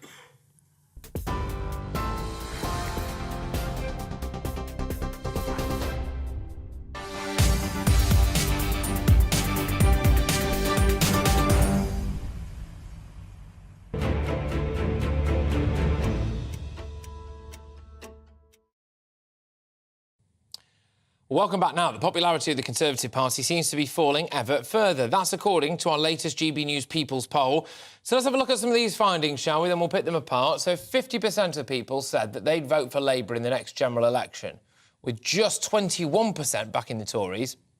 The Tories are also lagging behind on the economy, with just 16% of people saying a Tory government will better manage the UK's finances, while more than 30% believe Labour would do a better job. And to make things worse for the Prime Minister, the poll suggests the majority of our voters have next to no confidence in the government's plans to level up and, of course, as well on the migrant crisis. So some pretty key areas there, some would argue the most key areas. And apparently, according to the people that we surveyed here in our GB News People's poll, Labour are scoring much better than the Tories on absolutely every single one of them. Well, I thought it would be a good chance to give you, the wonderful people at home, the chance to let us know what you think. Where do you stand as well on some of these issues? Where will you be voting? But I also wanted to really drill down into what Keir Starmer really thinks on some of these issues. Issues like gender, because the last time I heard Keir Starmer, he said that he wouldn't tell us what a woman was. So that's not particularly a great look, I don't think. But joining me now is GB News' political reporter, Olivia Rutley. Olivia, just on that, really, I mean, it's not pretty reading, is it, for Rishi Sunak at the moment? No, and the points which really grabbed me, and you mentioned them both, are the disparity between Labour and the Conservatives on the economy and on the small boats crisis, on the borders crisis. Those are obviously issues where one would expect the Conservative Party to be winning hands down. But Labour is streets ahead. And if you look at the issues one by one, I mean, the economy, Labour has come up with, in the last few weeks, a slew of very reforming, big plans for what they'd do if they won a general election on childcare, on the NHS, on welfare reform. Very interesting ideas, lots of them, but pretty much uncosted. And they're pretty open about the fact that lots of their plans haven't yet been added up properly. So the fact that they're still ahead on the economy is very worrying for the Conservatives. It probably comes back to that first budget of Jeremy Hunt's, where he laid out his plan for growth, but the plan for growth was all about sort of top-down investment, government investment, not about enabling individuals to allow their companies to grow, enabling entrepreneurs to invest, etc. Those are the sort of Conservative plans that we would expect. So what we're seeing basically in this poll is that people don't see a reason to vote for the Conservative Party when it comes to the economy, nor do they on the small boats crisis. All Keir Starmer has said is that he wants to tackle the problem upstream and that he'll deal with the French, which is hardly a coherent plan on the migrant crisis. But still, it seems to be more in favour than what the Conservatives are doing. Yeah, and I just can't help but feel, we're going to go to some of the viewers soon, actually, but I can't help but feel like the biggest losers in all of this, frankly, are the British public, because you do have a couple of people there in charge of the main parties who either people completely don't trust to deal with problems or aren't really telling us exactly what they would do to sort any of them out. No, exactly. And what we seem to... I heard some of your viewers earlier. It was very interesting.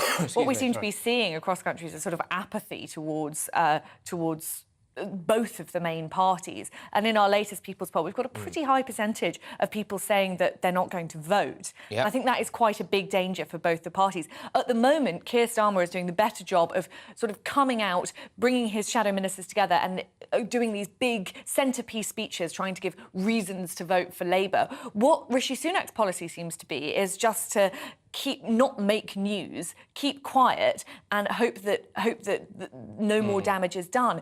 But looking at these poll results, he can't afford to rest on his laurels. This isn't a case of, it's the Conservatives' election to lose, and as long as they keep quiet and don't make any mistakes, it'll be fine. He has to show why people should be voting Conservative. Maybe this away day will help with the Cabinet all scratching their heads and brainstorming, but there's a long way to go. Yeah, 100%. I mean, Starmer's position, for example, on gender ideology remains perhaps deliberately elusive, doesn't it, as well? I think a lot of people will be wondering how on earth he's expecting to win the female vote if he can't tell women what they are or who they are. I think that will be a big problem coming up to the next election. And I've spoken to multiple women in the Labour Party, members of the Labour Party, who are deeply upset by the way Keir Starmer has treated them on this issue. And essentially his line is that trans women are women, which doesn't quite mean anything. And he apparently, according to them, he hasn't replied to letters that they've written to him asking what he thinks of abuse that's going on from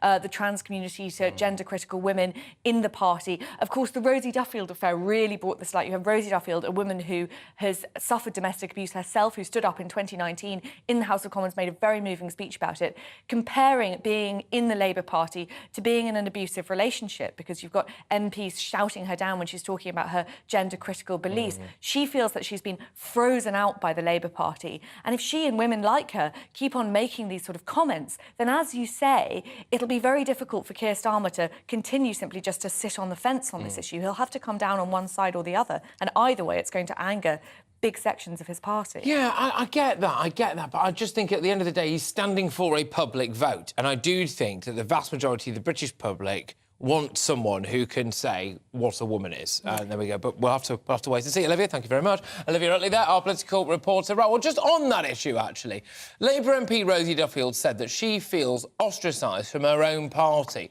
on that very issue, prompting comments from Sir Keir that Labour must discuss gender with, quote, respect. But what does this actually mean? When will Starmer come forward with his stance? And what would you like to hear from him?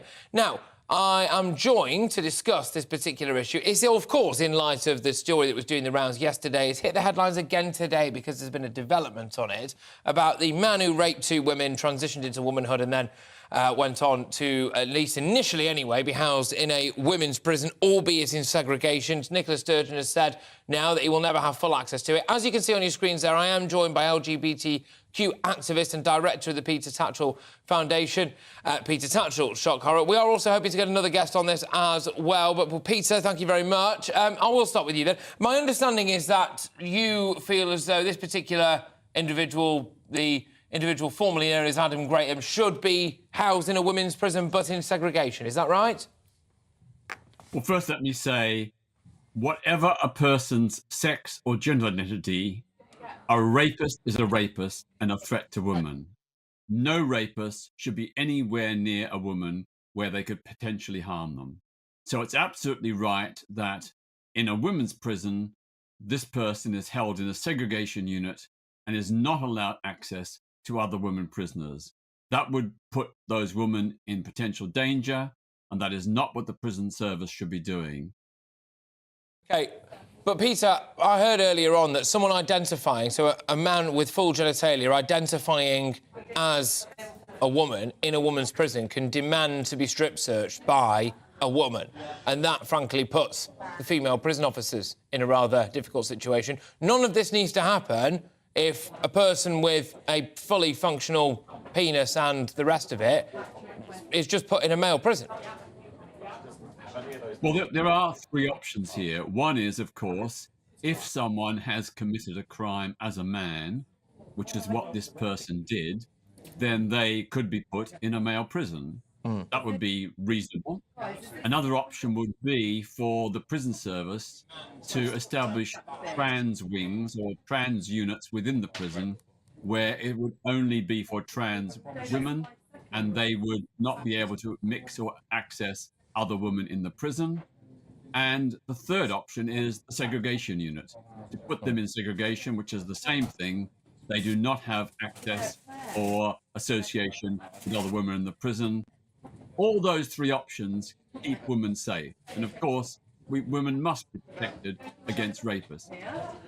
Do you think that the victims of, well, the rapist formerly known as Adam Graham are being lost in all of this? There appears to be a lot more talk about his human rights than the rapists, the people who were raped. Well, absolutely. You know, our first thoughts, sympathies and support must go to the victims.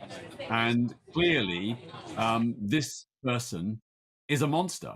And, you know, I'm all in favour of trans rights and I have defended them on many times on this programme, but there's absolutely no way we can have any concessions or sympathy with someone who's committed these horrendous crimes. And yes, the victims must be. I do just want to highlight as well to our viewers, because I know that this is a very sensitive issue for people right across the demographic, by the way, members of the LGBTQ community and, of course, women as well. We were hoping originally to have a bit of a back and forth, I'm sure you're aware, Peter, with Jo Bartosz there, who is a female journalist who's very vocal on this stuff. Unfortunately, a little bit of a connection problem. Alas, it is you and I, two men here, Peter, now talking about this issue, but I think we can do it well because it is relevant in that sense, isn't it? But can I ask you, what do you define as a trans person? First of all, let me say this, that we must always remember that 99.9% of trans women are totally responsible and respect women. They would never do them any harm and have never done them any harm. So we must not demonise all trans women. No, we're not. Based on what a very tiny minority. I get that. But now, Peter, I think the problem is, though, I don't think stuff like this is doing members of the trans community any favours whatsoever, because from where I'm sitting here, there is a violent sex criminal, and all they've done is put a wig on and buy a pink handbag, and now they're claiming that they're trans and they go to a woman's prison. I can assure you that all trans people I know and the feedback I get across the trans community, they are horrified by this criminal act of rape. They have no sympathy with the rapist whatsoever. But to go back to your question about what is a woman, there are two kinds of women, a trans woman and a biological woman. They're not the same, they're different. Both are equally valid. It's valid to be a biological woman. It's valid to be a trans woman with a trans identity. We all have a we all have a gender identity. You, Patrick, have a gender identity. You define yourself as a man. I define myself as a man. There's nothing. But Peter, I do hesitate to say then, Peter. Well, don't hesitate to say it. In fact, I will just say it then. I define myself as a man. I personally don't think I have the right to tell a woman what a woman is, whereas you, a man, feel as though you do have the right to tell a woman what a woman is, don't you? Well, a lot of women agree with what I said. I'm reflecting the view of many, many women. I'm not dictating to women. I'm just giving my personal opinion about the difference. And I think there can be an acceptance and respect for both biological women and trans women. They are both equally valid, deserving respect and dignity. And no one should be penalised because of scaremongering views about what a handful of trans women have done. I dare say that women, as in biological women, though, would say they are being penalised, Peter. I would say that biological women feel as though they are being penalised by the fact that, let's be honest, me, with a wig on and carrying a handbag, could go into a woman's locker room. That women are the only people, the people suffering there are the women, of whom there is a lot more than, you know, the people, the fraction of a percentage of people who identify as trans. Well, look, Patrick, just think of this. Is a rapist really going to dress up as a woman for 3 months to get a gender recognition certificate and then commit a rape? Of course they're not. Rapists have no respect for law or boundaries. They do their crimes. Rapists are not, the vast majority of rapists are biological males who are not trans. They commit horrendous crimes. We shouldn't be highlighting the small number of cases and use that as an excuse to demonise all. Oh, there's no demonisation here, but the fact is, Peter, that people would dress up and do whatever for a period of time if they had some depraved, I should say, sexual urges, and they thought that that would make it easier for them to go and carry those out. Of course, people plan murders for years. People plan crimes. That's how they do it. So if there's a loophole that's created that means that someone for a few months can dress and, I'm air quoting now, act as a woman and change some documentation, and it makes it easier for them to go and sexually assault women, they obviously would do it. Well, put it this way, most rapists have violent fantasies about women. It is based on machismo and ultra-masculinity. I don't think those kind of people are the kinds who would dress up as a woman. But as I said, they don't need to dress up as a woman as an excuse. I mean, I know, for example, a friend of mine works in a women's centre in the north of England.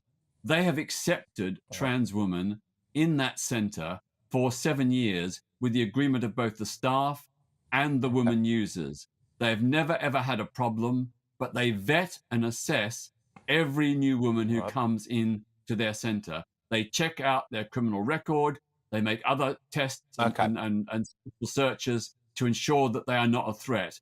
There hasn't been a problem. So we need to be really careful about going down this road of demonising all trans people. OK, all right. I don't think anyone's demonising all trans people. I think it's more just highlighting a particular issue. But, Peter, always a pleasure. Thank you very much. Peter Tatchell there of the Peter Tatchell Foundation. Right, lots to get involved with there. As I said, we were hoping to have Jo Burtish on as well, who is a female journalist on this, so we're going to have a bit of a debate. Sadly, issues with the line, so we will try to return to her later on.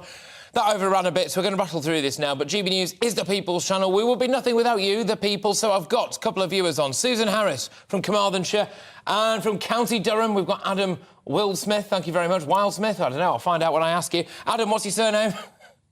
Wildsmith. There you go. Got it right second time round. OK, so the overarching question here is 50% of voters now in our People's poll say that they will vote for Labour at the next general election. Are you one of them? I'm not one of them, no. I possibly could be, but I think I struggle at the moment to determine what Labour actually stands for on many issues, but I think a lot of people are looking at the Labour Party, not so much because they're inspired by what Keir Starmer says, but because they're very put off by the Conservatives and Rishi Sunak at the moment. The government's failing on a whole host of issues, and on many of those issues, there don't seem to be any solutions. Rishi Sunak says he'll stop the small boats, but he doesn't exactly say how he'll do that. He says he'll halve inflation by the end of the year. Well, that's projected to happen anyway. So I think it's more of failings in the government than it is for supporting Labour.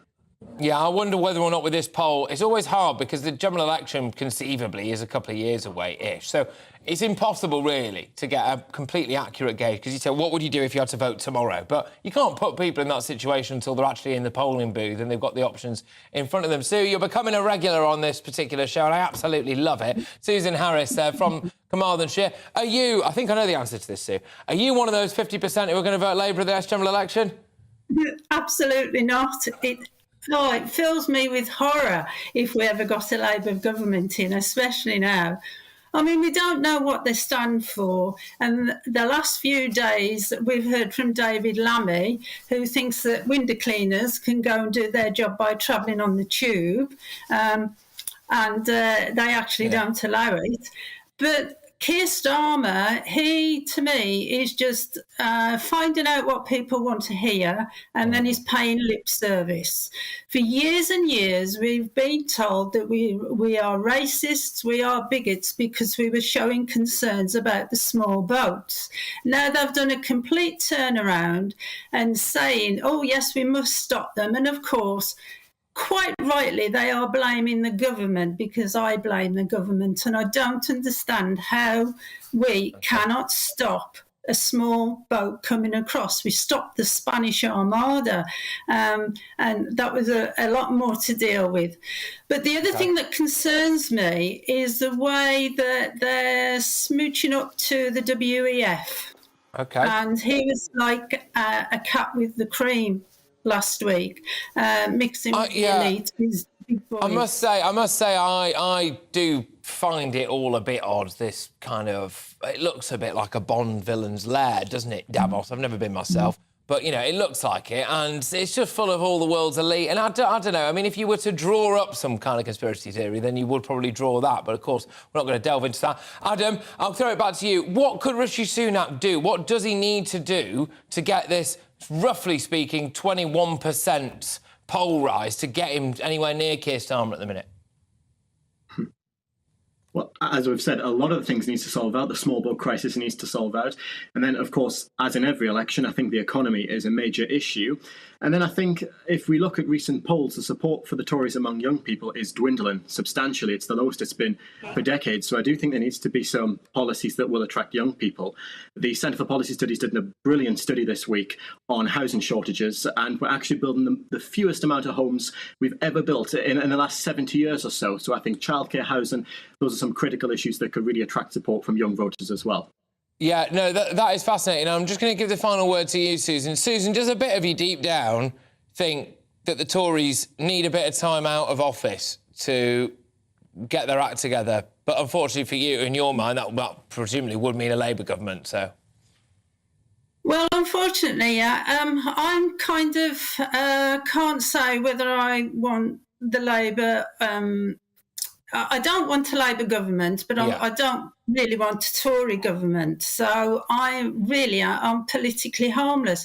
I do wish Nigel Farage would step back in the front line. I'll have a word. I do wish all those like UKIP, Reform, I wish they'd all come together, forget their egos and all that, because I do think egos are playing a big, big part in all that. I wish they would all amalgamate to fight both the Tories and Labour. All right, both are terrifying at the moment. Both of you, thank you very much. Sorry I overran in my previous section, so I squeezed our two wonderful viewers there. But Susan Harris from Carmarthenshire and County Durham, we had Adam Wildsmith as well. Good stuff. Right, OK, look, loads more to come here on GB News with me, Patrick Christys. British car manufacturing has slumped to its lowest level in 70 years. Our economics and business editor is going to be in the studio on why that matters, and that is next.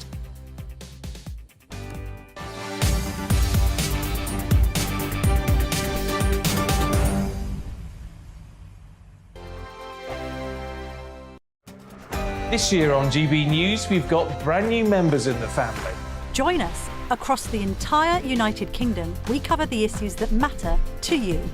GB News will always stay honest, balanced and fair. We want to hear whatever is on your mind. And we don't talk down to you. The establishment had their chance. Now we're here to represent you. Britain's watching. Come join us on GB News, the People's Channel. Britain's news channel.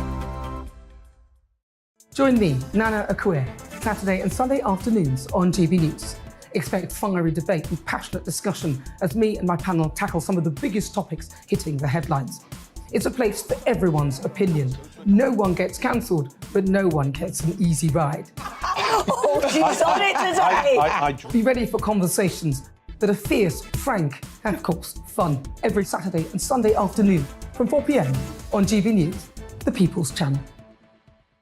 We are GB News, right across the nation. You can get us on television, on radio, on digital. We're absolutely everywhere. Amazing. You see, amazing. You remind me of me in the European Parliament. But here's the most important bit. We are not part of the mainstream establishment. We think and speak just like you do. We are the People's Channel. Magnificent. That's really, really thoughtful. Come and join us on GB News, the People's News Channel.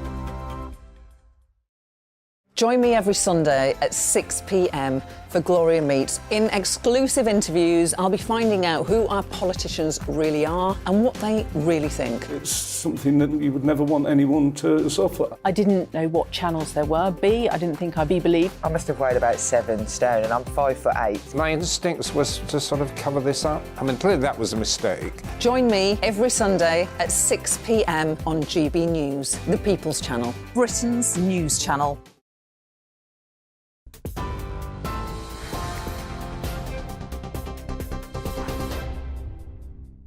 Hello, you got me a bit earlier than you thought there, didn't you? Patrick's back in just a moment. Let's bring you up to date with the latest news headlines. And sadly, we start with a bad story that's coming to us from Russia. At least 11 people have died in Russian missile strikes in Ukraine, a day after the US and Germany pledged to supply the country with tanks and infantry fighting vehicles. More than 10 people were wounded in these attacks, which covered 11 regions, including the capital, Kyiv. Germany's defence minister says he expects the first Leopard 2 tanks to arrive in Ukraine by the end of March. Russia has responded, with the Kremlin calling the deliveries of military hardware direct involvement in the conflict by the West. You can probably see there on the screen, as we're having trouble with some of our visuals, that a member of the Ukrainian parliament, Kira Rudik, told GB News sending tanks alone isn't enough. A year into this war, we are still in this David versus Goliath situation, where Russia has more people, more weapons, more military production, more supplies. So we have to be different. We have to fight harder. We have to have more sophisticated weapons. Our apologies for the mix-up on screen. You can probably see that our computers need rebooting or something like that. That was the technical phrase I was given. You can see pictures of Matt Hancock, the former health secretary there, and Andrew Bridgen, who's threatened to sue Matt Hancock for defamation following an online post he retweeted about the COVID jab. Earlier this month, the North West Leicestershire MP was stripped of the Tory whip after retweeting a post by a consultant cardiologist, which had claimed the number of people suffering with heart problems after having the COVID vaccine was the biggest crime against humanity since the Holocaust. Matt Hancock referred to Bridgen's comments as anti-Semitic in the House of Commons, a statement Bridgen has refuted. Now, more doctors and nurses than ever are working in the NHS. Figures from NHS Digital show that nearly 5,000 more doctors and 10,000 more nurses worked in the health service last year compared with the previous year. That comes as the government plans to recruit 50,000 more nurses by next year. Those are your headlines. We hope to have fixed our gremlins by the time we see you once again at 5 o'clock. In the meantime, back to Patrick.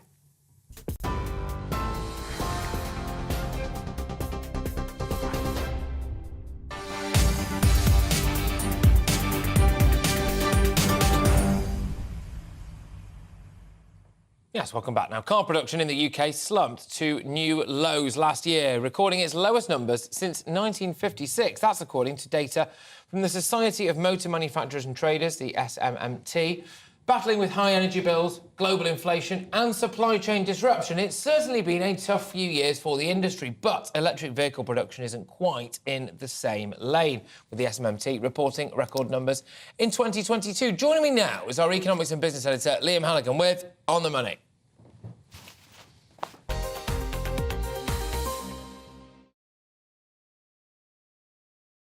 Up to date. Let's talk through the numbers and then we can talk about the bigger picture here. In 2019, the last full year before the pandemic lockdown, which obviously impacted factories all over the world, the UK manufactured 1.3 million cars in that year, which is obviously quite a lot.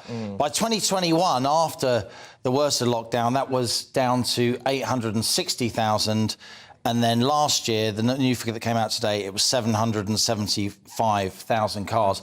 That's the lowest car production, not ever, because we didn't make cars in the Stone Age, but it's. I've been hearing so many people say ever. Yeah. Tell that to Mr. Benz and Mr. Mercedes. But it's the lowest since 1956. So, as you say, though, rightly, even though car production is sharply down, I mean, it's almost 40% down on 2019 there, because of lack of, semiconductors, supply chain issues around the world. Our manufacturing of electric vehicles is actually up quite sharply. We can have a look at those numbers now. So we made in this country 234,000 electric vehicles. That's up 4.5% on 2021, and that's 30% of all UK car production now is electric vehicles.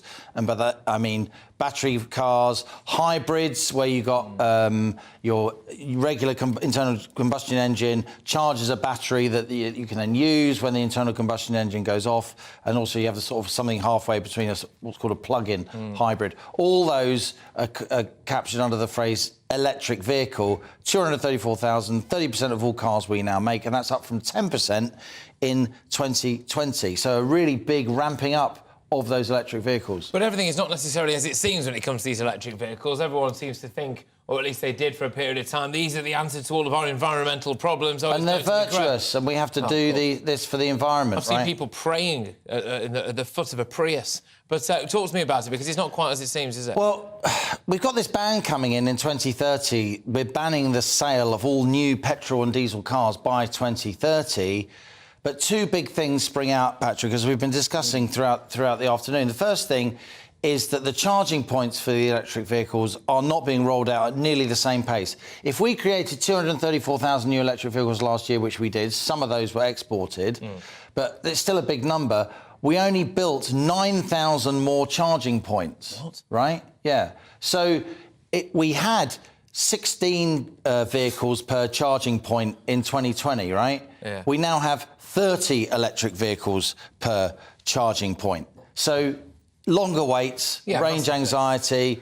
Let's say you're doing a long trip with 3 kids in the back of your car and a dog, and you've got to pull into a service. Yeah, and you might have to wait for 2 or 3 other cars in front of you, particularly during, holiday periods, Saturday afternoon, or whatever. That's the first thing. The second thing here is that, I'm increasingly of the view, I have been for some time, but I'm saying it more boldly now, that I don't think we're going to hit this 2030 target. And the reason I don't is not only because of the infrastructure, it's also because I think this headlong rush to electric vehicles, which the whole global car industry is going for, I think it's increasingly going to come into question. I'm not saying we're going to stick with petrol and diesel. I think there are going to be other technologies emerging, not least hydrogen.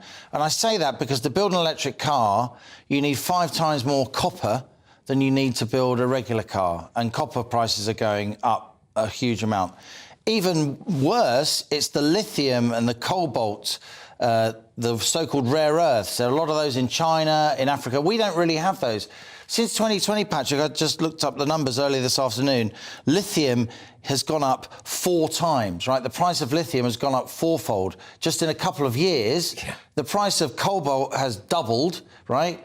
In the end, and also China and African countries, the Aussies have some, but these rare earths, as we call them, are in really difficult parts of the world that aren't necessarily our allies. So is this some kind of geopolitical dead end that we're going down? Not necessarily, I think it is, and not necessarily our allies, but also as well the methods in which some of these products are being taken out of the ground is not particularly ethical either. We should say, what I'm expressing here is not the mainstream point of view among car makers. They will say that they're on for hitting the target. The government would say that, and we should make that clear. Yeah.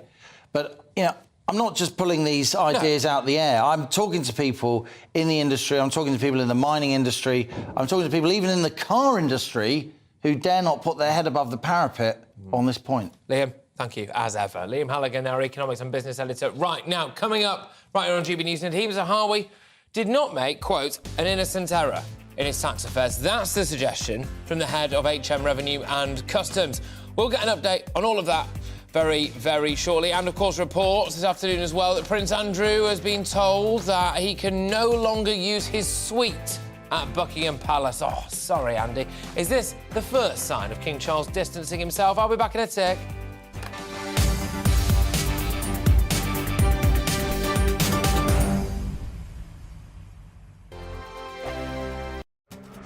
This year on GB News, we've got brand new members in the family. Join us. Across the entire United Kingdom, we cover the issues that matter to you. GB News will always stay honest, balanced and fair. We want to hear whatever is on your mind. And we don't talk down to you. The establishment had their chance. Now we're here to represent you. Britain's watching. Come join us on GB News, the People's Channel. Britain's news channel. Monday to Thursday, 9 p.m. till 11 p.m. Join me, Dan Wootton. I'll bring you the sharpest takes and hottest debates. Do you not believe in prison? I don't believe in prisons. I'm completely stunned. I guarantee you there'll be no spin, no bias, no censorship. I actually was personally quite offended by it. And no reason to go to bed. So I guess they've always been quite woke. That's Dan Wootton tonight on TV, radio and online. Monday to Thursday from 9 p.m. till 11 p.m. on GB News. The People's Channel, Britain's news channel. We are GB News, and we'd like to say thank you to each and every one of you for bringing us your conversations, for helping our great nation find its voice. We are here for you on radio, television, and online, across England, Scotland, Wales, and Northern Ireland. It's not the BBC, you actually get your facts right. We are proud to be GB News, the People's Channel, Britain's news channel. I'm Mark White. As GB News Home and Security Editor, I cover those key issues that are so important to you. Our authorities, our communities doing all they can to combat violent crime. With the public services under unbearable strain, why are we still failing to control our borders? Defence, the first priority of any government, has been continually hollowed out. Can we trust our politicians to protect the armed forces? Join me, Mark White, on GB News.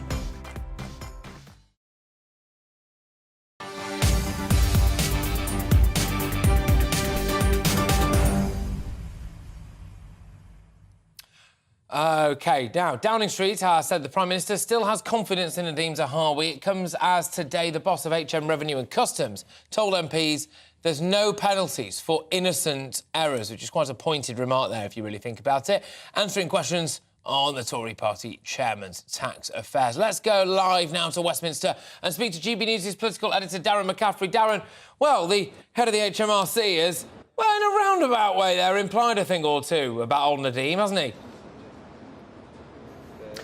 Yeah, well, he's not allowed and didn't specifically talk about Nadeem Zahawi earlier on today, but what he did do is make it clear that effectively you've been given a penalty fine by His Majesty's Registry and Customs, you've done something wrong.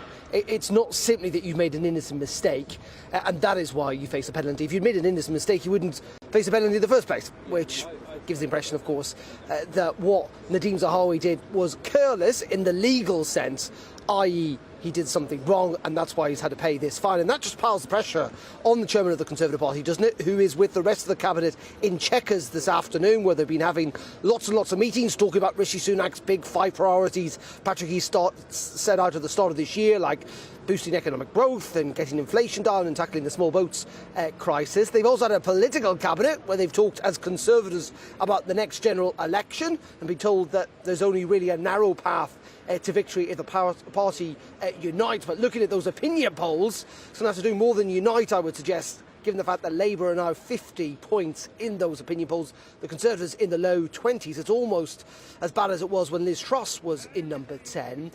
And all this, as I say, when you've just got this scandal around Nadeem Zahawi not going away. It's just not going away. We know that investigation's happening by the number 10 Ethics Committee, or advisor, sorry. We think that's going to come as early as next week. That will be the moment where Nadeem Zahawi's future will be decided. But between now and then, the questions continue for Rishi Sunak. He's about to do an interview with the broadcasters that'll get played out relatively shortly. And there's continued controversy around Dominic Raab. So much for Rishi Sunak trying to talk about his big priorities when everyone here is continuing talking about Conservative scandal again. Yes, indeed. They're kind of mired in it, aren't they? Thank you very, very much. Darren McCaffrey there, our political editor. Rishi Sunak, bless him, is desperately trying to paint a big, bold vision, his 5-point plan, which you can very easily condense into 3 points, actually, but there you go, Rishi. And meanwhile, everyone's going, well, look at Nadine, look at Dominic Raab. They just can't move away from it, can they, at the moment? Anyway, it might tie into why our People's Poll exclusively revealed that around 50% of the British public are saying that they're going to vote Labour in the next general election. I've been wanting to hear from you on this all day. We'll keep those views coming in very shortly, though. But now I want to talk because King Charles has ordered Prince Andrew to stay away from Buckingham Palace. That's right. That's according to The Sun, which claimed the King's younger brother's possessions had also been moved out while the palace is renovated and won't be put back. A source told the paper the King has made it clear that Buckingham Palace is no place for Prince Andrew. Let's now speak to former royal correspondent at The Sun, which had this story, Charles Ray. Charles, thank you very much. Great to have you on the show. So, what's really prompted all of this then? Because, frankly, King Charles could have booted Andrew out any time he liked. Why now? Well, why now is because it's all part of the £369 million over 10 years reorganisation of the palace. So obviously they've reached Andrew's rooms, and the King has decided, that's it, mate, you're out, and take your teddies with you. He has five teddy bears on, which was the Sun revealed this some months ago, on his bed every night, and he gets very, very pernickety about the way that they're laid out. Anyway, he's been told, that's it, you're out. He lost his business suite a few weeks ago. That's closed down because he wasn't doing anything. So he's only got Royal Lodge at Windsor. I bet it's only about 17 rooms. So, sorry, I was a bit lost there. I'd forgotten that story about Prince Andrew. It's easy to forget because, to be fair, there are a few other stories about Prince Andrew knocking about a while ago. But I did forget the one where it emerged he allegedly had 5 teddy bears on his bed every night. That is, Absolutely. Of course, a fully grown man there. But how does this point to the fact that really Prince Andrew's out for good? Because there's talks of him raking up this Virginia Giuffre stuff again, isn't there? He's not letting it lie. Why is that? He's not. Well, I don't know. I don't know who's advising him. Obviously, some people are saying now's the time that you should go back and try and get this judgment overturned. We are hearing that Virginia Giuffre has signed a deal for a memoir, which is due to start production in February. February is the end of the year gagging order that was imposed on her during the Prince Andrew payment to her, and I suspect he believes that his friends are saying yes, and you can get this overturned. I don't know how he's going to get this overturned because, if he's relying on Ghislaine Maxwell's recent television interview, that's a convicted, in effect, convicted madam. And there's also another girlfriend says, oh, yes, he's innocent. Yeah, well, that's what he's been saying all along. So I don't see what he's got new. There's a report this morning in one of the gossip columns, I think Daily Mail, saying he's got some information that he's going to release in about a month. But if he's got that information, let's hear it, Andrew. Yeah, let's get it out there. It's about time, frankly, isn't it, as well? Fascinating, I read with interest about the idea of this picture's potentially fake. I'm just not sure, realistically, whichever way you dressed it up, there's too much redemption for Prince Andrew. Look, Charles, thank you very much. Thank you very much. Great stuff to have you on, as always. Bit short and sweet there with Charlie Ray, but we're overrunning, unfortunately, which is always my fault on this show. It's former royal correspondent at The Sun, Charles Ray. And lots of you been getting in touch with your thoughts. I just wanted to dip back in with you guys quickly because our GB News People's Poll has said that 50% of people would vote for Labour in the next general election, with just 21% backing the Tories. Linda says, I think the poll is correct. I definitely won't be voting for Rishi Sunak and the Conservatives. I'm going to stop you there, Linda, on that, because I think you've hit the nail on the head, which is, I suspect with this poll, there's not 50% of the British public who are banging down the door, please give us Keir Starmer, this country needs Keir. But I do think there's quite a lot of people, traditional Conservative voters, or those swing voters, who are looking at Rishi Sunak and thinking, I'm not particularly impressed by you, to be perfectly honest with you. And I think that leads people maybe towards Labour, or certainly towards some other parties. We had some of our viewers on earlier on saying one, I think, was SDP, one was Reform. These fringe parties, if you want to call them that, I suspect could do quite well. I also think turnout will be low at the next general election, but I've got a year and a half or so to be proved wrong on that. David says, I'm impressed that you're putting Labour in focus, as they don't seem to know themselves or not letting on to us where they stand on anything. The splinters must explain Starmer's facial expressions. And this is exactly it. This is what we wanted to do. We're going to be doing it again in about 10 or 15 minutes' time, people, so stay tuned, because it's all very well and good, 50% of people saying they want to vote for Labour. What are you voting for? We also asked people, who do you trust more, Starmer or Sunak, when it comes to things like immigration, on the economy, on various different bits and bobs? And Starmer's tended to win the day on that. But if you actually really look at what he said in it, he can't say what a woman is at the moment. He hasn't really introduced anything that's been costed. When it comes to what's going on in the Channel, as far as we can all tell anyway, he's saying he wants greater cooperation with European friends and allies. Well, do they want to cooperate with us? How much money do we have to give the French to not patrol the beaches at Calais particularly well, for example? Why on earth would we get into bed with them, as it were, or they get into bed with us, I should say?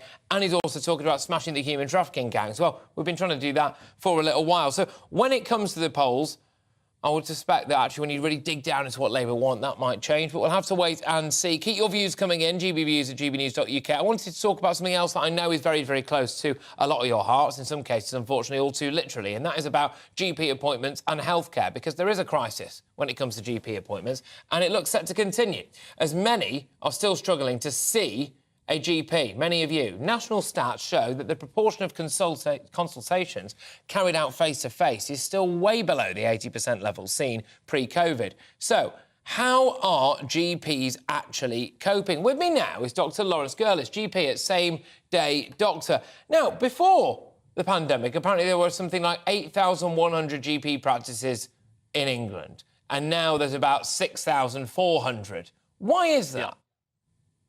GPs are leaving the health service. The number of GPs has decreased tremendously. Although, bear in mind, hospital doctors are up 30% over the last 10 years, but the number of GPs has gone down. I think, before, it's a very complex issue, but before we start playing the blame game, and we can, there's a lot going on here. The average patient used to consult their GP 3 times a year. They now average it's about 8 times a year. Why are people going to their doctors more often? I don't know, aging population, new illnesses, but the demand on GPs has gone up dramatically. They say, the NHS GPs say they're working harder than ever, but they just cannot satisfy the demand that's there. I do understand this. However, there was some detail in this report which I thought maybe shed a bit of light on it, which is all too often GPs are retiring in their 50s. And I thought, OK, well, fair enough. Now, that implies a few things to me, doesn't it? Which is that they can afford to retire in their 50s. Yeah. So when people are saying we're overworked and we're too stressed and we need more money, what's the point of giving GPs more money? Because they'll all just do one earlier, won't they? And also, they're not all full-time, and most GPs work part-time, where they could earn more money if they put in a 5 or 6 day week, as I do. But GPs choose to work part-time because they can earn enough money. Look, that's a valid point. And the pension situation has not been helpful. I don't expect any sympathy for people that got a 7-figure pension pot, but it has been a disincentive to hospital and GP doctors not to do more work.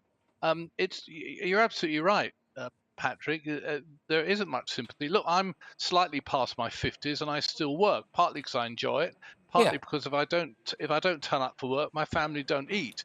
Bear in mind, over the bank holiday weekend, we had 4 days off, and I was here working every day when NHS GP practices were closed because they're not contracted to work weekends and bank holidays. So I think to some extent, the GPs can I into a situation. Yeah, and by the way, I am absolutely not against wealth creation. I think people should be well paid for jobs that they do. I don't think GPs should be paid any less than what they are, far from it. But my point there would be, well, if the people are retiring in their 50s and they therefore have a shortage of GPs, then the situation for GPs shouldn't really be too bad. Final question, Dr Lawrence. We do hear about things like junior doctor strikes, nurses strikes, the plight of our dear NHS, our beloved NHS. And sometimes GPs come on and they say, oh, yes, isn't it horrible what the government has done?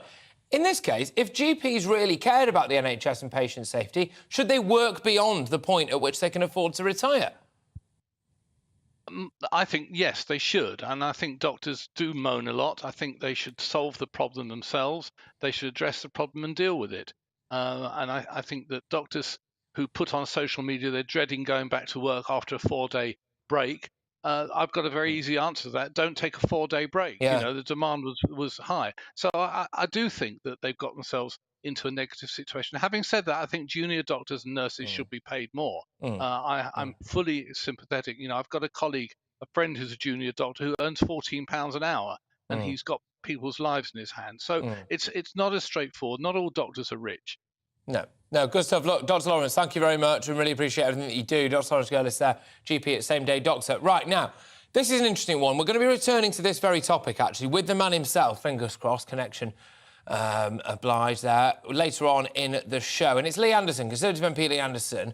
Now, he's been in Calais this week with the Home Affairs Committee.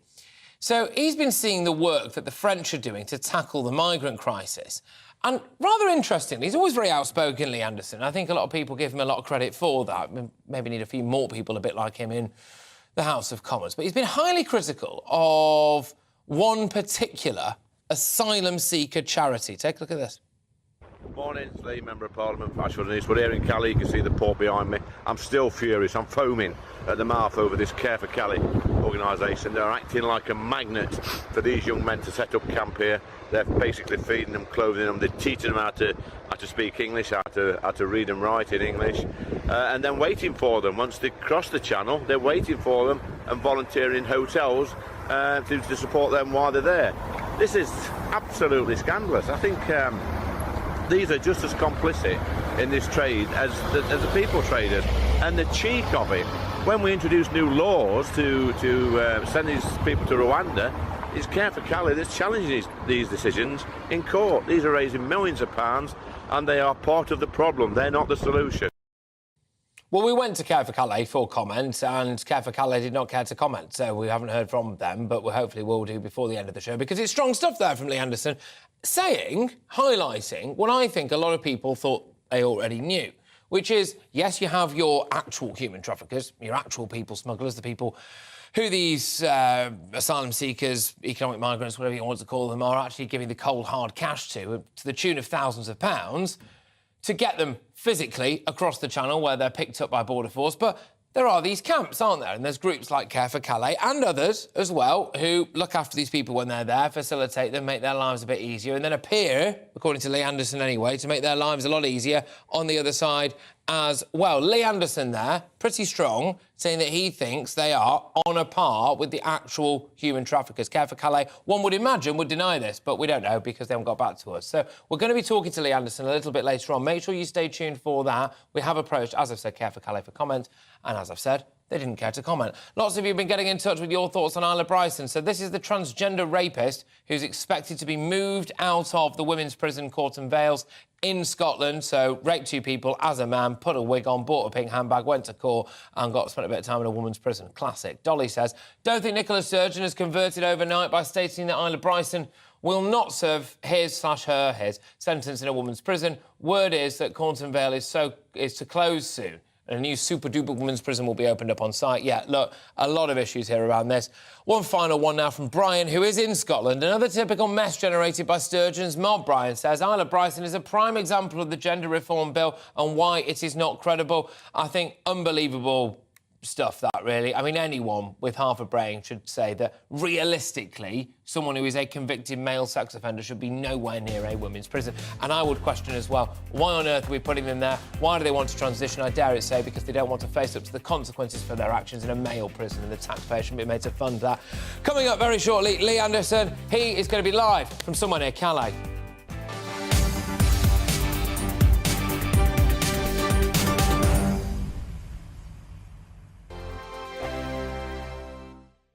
He's the king of breakfast TV, and he's back. Eamon Holmes, back on the TV with me this morning. Even remember my name. I know, it's been 4 months. You have holy water by your bed? Oh, yes. Already to bless. Yeah. Oh, Eamon.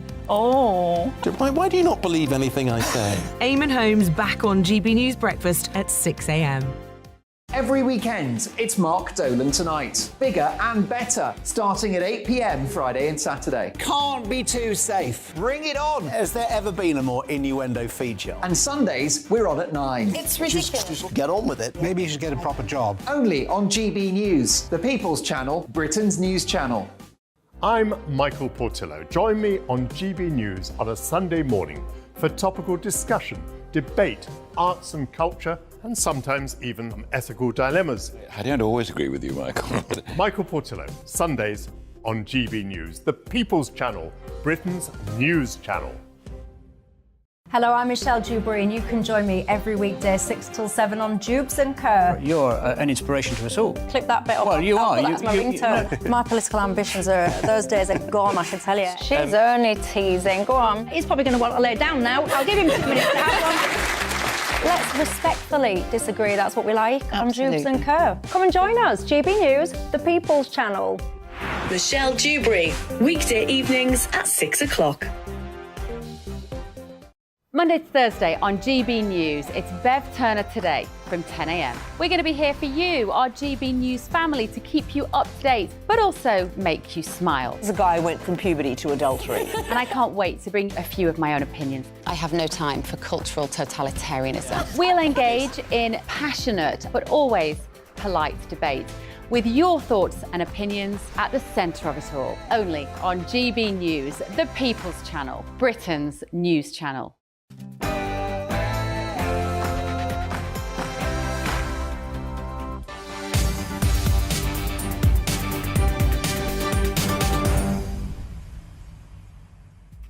It's 5 o'clock. You're with me, Patrick Christys, on GB News, and coming up in this action-packed hour, it looks as though Rishi Sunak and the Conservative Party have a real battle on their hands, as more than half of people asked in a GB News People's poll who they'd vote for in the next general election said they'd vote for Labour. More than 30% also said that they trust Sir Keir Starmer more than Rishi Sunak with the economy, and they've lost faith in the Conservatives on big issues like levelling up and, crucially, controlling Britain's borders. So throughout the show today, I thought that we should investigate and analyse some of Labour's party policies, actually, on key issues affecting you, the GB Views viewer. We'll look at Starmer, immigration, and we'll look at gender as well. We're also going to hear from Rishi Sunak. Can he convince you to not lose faith in his party? GB Views at gbnews.uk. Meanwhile, talking of that immigration issue, senior backbench Tory MP has accused a charity of being as bad as the people smuggling gangs. It's a big one, this. He's saying that they're assisting migrants to illegally enter the UK on small boats. Fascinating stuff. Many people thinking, finally, someone who's actually had the bottle to say what a lot of people are thinking. We'll hear what Lee Anderson has to say on that very, very shortly. He's just been to Calais. Also this hour, are we finally seeing some sense on the trans debate? This afternoon, Nicola Sturgeon said a transgender sex offender convicted of rape will not serve his sentence in Scotland's only all-female prison. There's a row over whether Isla Bryson should be imprisoned after being found guilty of 2 rapes carried out when he was a man. And we're going to meet the UK's most tattooed man. That's right, people, why not? Yesterday, I ate an uncooked haggis on air, thanks to my production team. Now, presumably, I'll be getting a tattoo live on air, will we? We'll see what he looks like and find out what parts of his body, if any, isn't covered with ink. Family show. It's a family show. Get in touch, gbviews at gbnews.uk. What do you make of the fact that Lee Anderson has said that some of these asylum seeker charity groups are just as bad as people smugglers themselves? Now it's the news.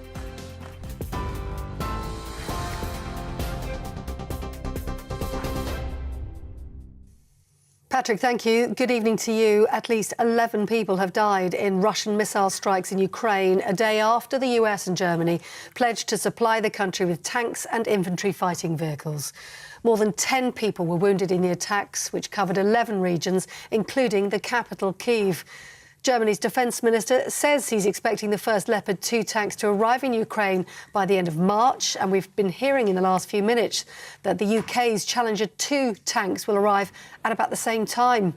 Well, Russia has responded, with the Kremlin calling the deliveries of military hardware amounting to direct involvement in the conflict by the West.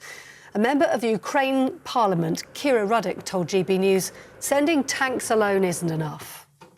Year into this war, we are still in this David versus Goliath situation, where Russia has more people, more weapons, more military production, more supplies. So we have to be different. We have to fight harder. We have to have more sophisticated weapons, and we have to use different strategies. And having tanks is one of those strategies. Andrew Bridgen has threatened to sue the former Health Secretary for defamation following an online post he retweeted about the COVID jab. Early this month, the North West Leicestershire MP was stripped of the Tory whip after retweeting a post by a consultant cardiologist which had claimed the number of people suffering with heart problems after having the COVID vaccine was the biggest crime against humanity since the Holocaust. Matt Hancock referred to Bridgen's comments as anti-Semitic. In the House of Commons, a statement Bridgen has refuted. Now, more doctors and nurses than ever before are working in the NHS. Figures from NHS Digital show nearly 5,000 more doctors and 10,000 more nurses worked in the National Health Service last year compared with the previous year. That comes as the government plans to recruit 50,000 more nurses by next year. And in other news today, Royal Mail says recent strike action has cost the postal firm over £200 million. The dispute with the Communication Workers Union has led to 18 days of walkouts since August. Meanwhile, the group says the number of voluntary redundancies will be significantly lower than the 10,000 originally suggested. Thousands of NHS physiotherapists in England have become the latest group to join the ongoing industrial action in the health service. A 24-hour walkout involves physios and their support staff at 30 trusts. It's the first time members of the Chartered Society of Physiotherapy have gone on strike in a dispute over pay. It claims no new offer has been put forward, despite the government saying it is open to dialogue. And health workers in Northern Ireland are also staging a 24-hour walkout today. Members of 4 different unions are striking in a dispute over pay and conditions. Paramedics are among those involved. The unions say contingency arrangements are in place to make sure emergency care continues despite the strike action. That's all the news for now. More news as it happens. Back to Patrick.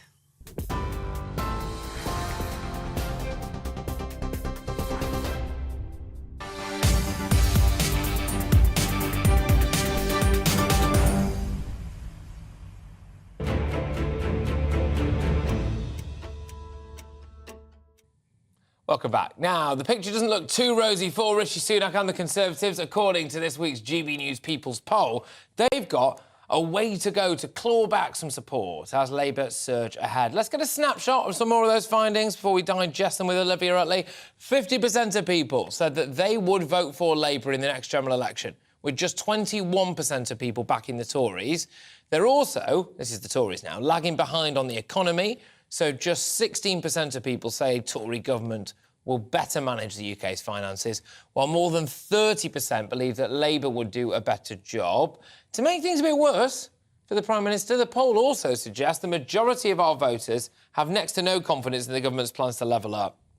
And, of course, as well, and this is a big one for people, we're going to be returning to this later on, about the migrant crisis as well. Shortly, well, a little bit later on, actually, 10 or 15 minutes' time, we're going to be hearing from Lee Anderson, Conservative Backbench MP, on the Home Affairs Committee. He's been to Calais. He's just come out and accused some of the asylum seeker charities of being as bad as the people smuggling gangs themselves. We'll get stuck right into that. But right now, here's GB News' political reporter, Olivia Utley. Olivia, thank you very, very much. Very bad for the Conservatives that currently it would seem that more people have faith in a Labour leader to sort out illegal immigration than a Conservative Prime Minister. Yeah, I thought this was absolutely fascinating because illegal migration and the small boats crisis is something objectively that Labour has been very weak on, and Labour has been very strong on a number of other issues. We've had these very reforming speeches from a lot of the shadow cabinet ministers over the last couple of weeks. But on the small boats issue, all that Keir Starmer has said is that he will work with Macron to tackle the problem upstream. And Yvette Cooper, Shadow Home Secretary, has said that Labour would take a serious approach to the migrant crisis. Well, that's pretty thin. Tackling the problem upstream, talking to Emmanuel Macron about the issue, of course this Conservative government has tried to do that with very little effect. So it's hard to see how Labour's plan would be any different. Yvette Cooper has also talked about a different form of asylum processing whereby those who come from obviously safe countries would have their claims rejected immediately. Well, Rishi Sunak has promised to do that too. Keir Starmer has also talked about processing claims better in this country. Well, obviously, the Conservative government has attempted to do that, has not succeeded because it's too difficult, the backlog is too big, and has resorted to the Rwanda policy, which Keir Starmer obviously opposes. So, if anything, Labour's approach to illegal migration is basically Tory light. So it's very worrying for the Conservatives that even on that issue, Keir Starmer's doing better. It points to a bigger picture, doesn't it? Which is that I think people just are fed up, potentially, with this particular Conservative government. Maybe they frankly don't feel as though it is particularly Conservative anymore. And now, as you've just expertly drilled down into what Labour's actual policy appears to be in the Channel, they're even willing to vote for something that is even lighter than what we've already got, which isn't working. Yeah, so I mean, it does feel like, I think you were talking about this earlier with some guests, but this feels like a very bad poll for the Conservatives rather than a good poll for Keir Starmer, because these are issues which Keir Starmer hasn't really shown much strength on, and even there, he's winning. So it'll be really interesting to get more polling on those issues where Keir Starmer has said something like childcare, where the Conservatives have flip-flopped. Liz Truss proposed big reforms which would make it easier for ordinary parents to go back to work, for example, when they have children. Rishi Sunak's rode back on that, and Bridget Phillipson, the Shadow Education Secretary, has come up with a big, bold reforming plan for childcare. So on these issues, we could see really good news for Labour. But if even on the economy and on the small boats crisis the Conservatives are doing badly, then that narrow path to election victory, which Isaac Levido, the election guru, mentioned at the Cabinet Away Day today, well, it's looking very narrow indeed. It is looking very narrow indeed, and I hear a lot from people that we get wonderful viewers on this show, and I love having people in the inbox all the time, people on Twitter as well. More and more and more, politically homeless. I don't like Rishi Sunak, I don't like Keir Starmer. How do you think some of the smaller parties are going to do? Reform UK, for example, or as well the SDP or UKIP or any of those people. How do you feel like they might do at the election? Yeah, it'll be really interesting to see. I mean, Reform UK does seem to be a growing force in UK politics, but we expect the small parties to be doing well around now. We are still quite a long way off from the election. When the election gets closer, the main parties will be drilling into their supporters or would-be supporters that voting for a small party is a waste of a vote and is essentially just giving votes to the other side. We've already seen Conservative MPs saying a vote for Reform is a vote for Labour. So, yes, we are seeing those smaller parties growing in popularity now, but I think we can expect to see a bit of a reverse of that trend as we get close to the election. The problem could be for the main parties that turnout is just very low because, as we've seen, there just isn't much enthusiasm. No, and on that level of enthusiasm, do you think that it's a bad thing for the British public that politics has become, as I keep saying now, it's the dull men's club? Yes, and I think that is going to be an issue. We saw with, we know that Keir Starmer, when Rishi Sunak came to office, was worried about the fact that in personality terms, there isn't much between him and the Prime Minister. Stuck in a lift with Sunak right now. Sorry, I won't ask you that. But yes, there's not a lot of personality going about, is there? At least with Liz Truss and Boris Johnson, Starmer could claim to be the sort of competent person, the grown-up in the room. Rishi Sunak, he has his faults. He's certainly a grown-up. So that could also lead to that kind of sense of apathy, which we're already seeing in voters. Yeah, exactly. You know, on your, top three, like those horrible questions where people go like, OK, right, which three people from history would you invite round for your dinner party? No one in the world has ever said Keir Starmer and Rishi Sunak. Thank you very much, Olivia. Great stuff, Olivia Rutley there. GB News' political reporter. Let's just take another look at that GB News People's poll, OK? So 49% of people say the government has lost control of UK borders.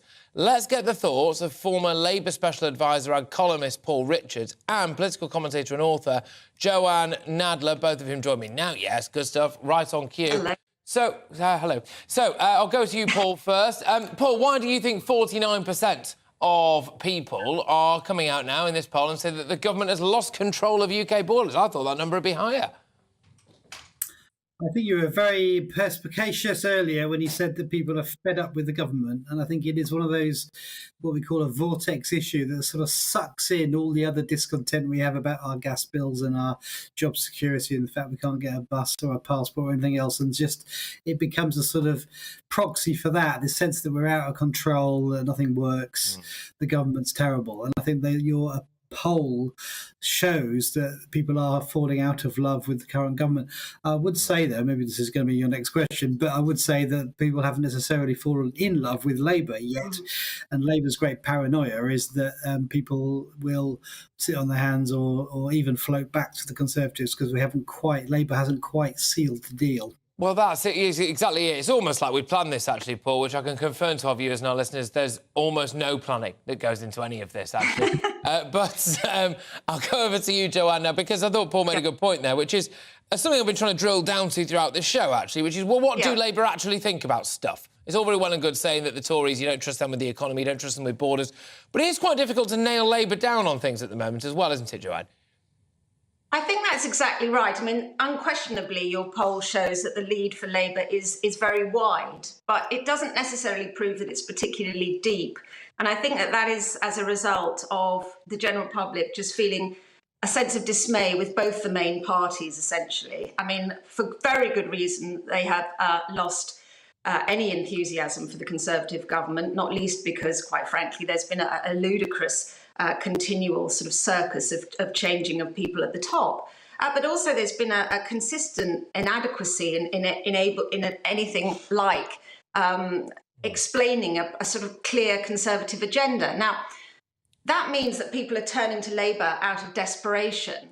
But we're not hearing anything particularly more clear from Starmer. And I think Starmer is very constrained because on the one hand, he finds himself with this enormous poll lead that he could hardly have imagined only a year ago that he would have. And on the other hand, it's forcing him essentially to try to move away from the sort of the central core beliefs of his party to try and assuage a kind of amorphous centre ground. So in the same way as I am now slightly using sort of non-specific words. That's exactly what the politicians are doing. They're just not coming out with specific pledges that people can understand on the doorstep. Yeah, Paul, I'll throw it back your way, because actually I did think Rishi Sunak raised an interesting point. I know it is now absolutely a matter of certainty that Rishi Sunak has to, I think legally now, mention Jeremy Corbyn at least once at Prime Minister's Question Time. He is actually living rent-free in his head. But he did make the point that with Keir Starmer, Keir has managed to align himself with a variety of different ideologies and a variety of different topics for a period of time. And then now also, he doesn't really have cast-iron views, well, even on what a woman is, for example. So is Keir Starmer in a bit of trouble when it comes to actually nailing down where he is on things? How can people vote for a man like that? The defining characteristic of Keir Starmer, I would say, in this phase is that he wants to win the election, and he has to sort of contract both the sort of Neil Kinnock years and the John Smith years and the Tony Blair years into 2 years as opposed to a decade, and do all of the reforms and all of the outreach he has to do really quick. And I think he's a man in a hurry. He's not bogged down by ideology, but is that a bad thing? I mean, Jeremy Corbyn had lots of ideology, but didn't do him much good. Whereas Starmer wants to win. And so I think, and just on the policy point, I mean, it is fair to say there is some fog in some areas, but there are some areas where there is a clear policy. But we're in, a year, maybe 2 years away from an election, and no opposition with a huge lead is going to want to start putting individual policies out, because the Tories will either nick them or trash them. So why declare your hand this early? Yeah, that's fair. And now I'm going to get shouted out just very, very, very, very quickly, Joanne. Can I ask, who will you be voting for at the next election? Well, you can ask, but I can't actually tell you because I am a Conservative voter, but I will wait to see what the Conservative manifesto is. And quite frankly, at the moment, I think, fingers crossed that they actually manage to put something in that manifesto which is discernibly Conservative. I think you echo the views of a heck of a lot of people. Look, both of you, thank you very much. I would have loved to have dragged this on a bit longer, but apparently I've got to go to something from Rishi Sunak. So you've been knocked off your perch by the Prime Minister. There you go. It was Joanne Nadler there and Paul Richards. Paul being a former Labour special advisor and columnist, and Joanne, of course, a political commentator and an author. Right, so we've been talking a lot about the Labour Party in the show today, but whilst we've been on air, the Prime Minister has been answering questions on his government's priorities, as well as addressing the questions over Nadeem Zahawi's financial affairs. This has just dropped. Let's have a look and listen. Prime Minister, why are you here today? And obviously you're talking about your electoral chances. That's part of this day.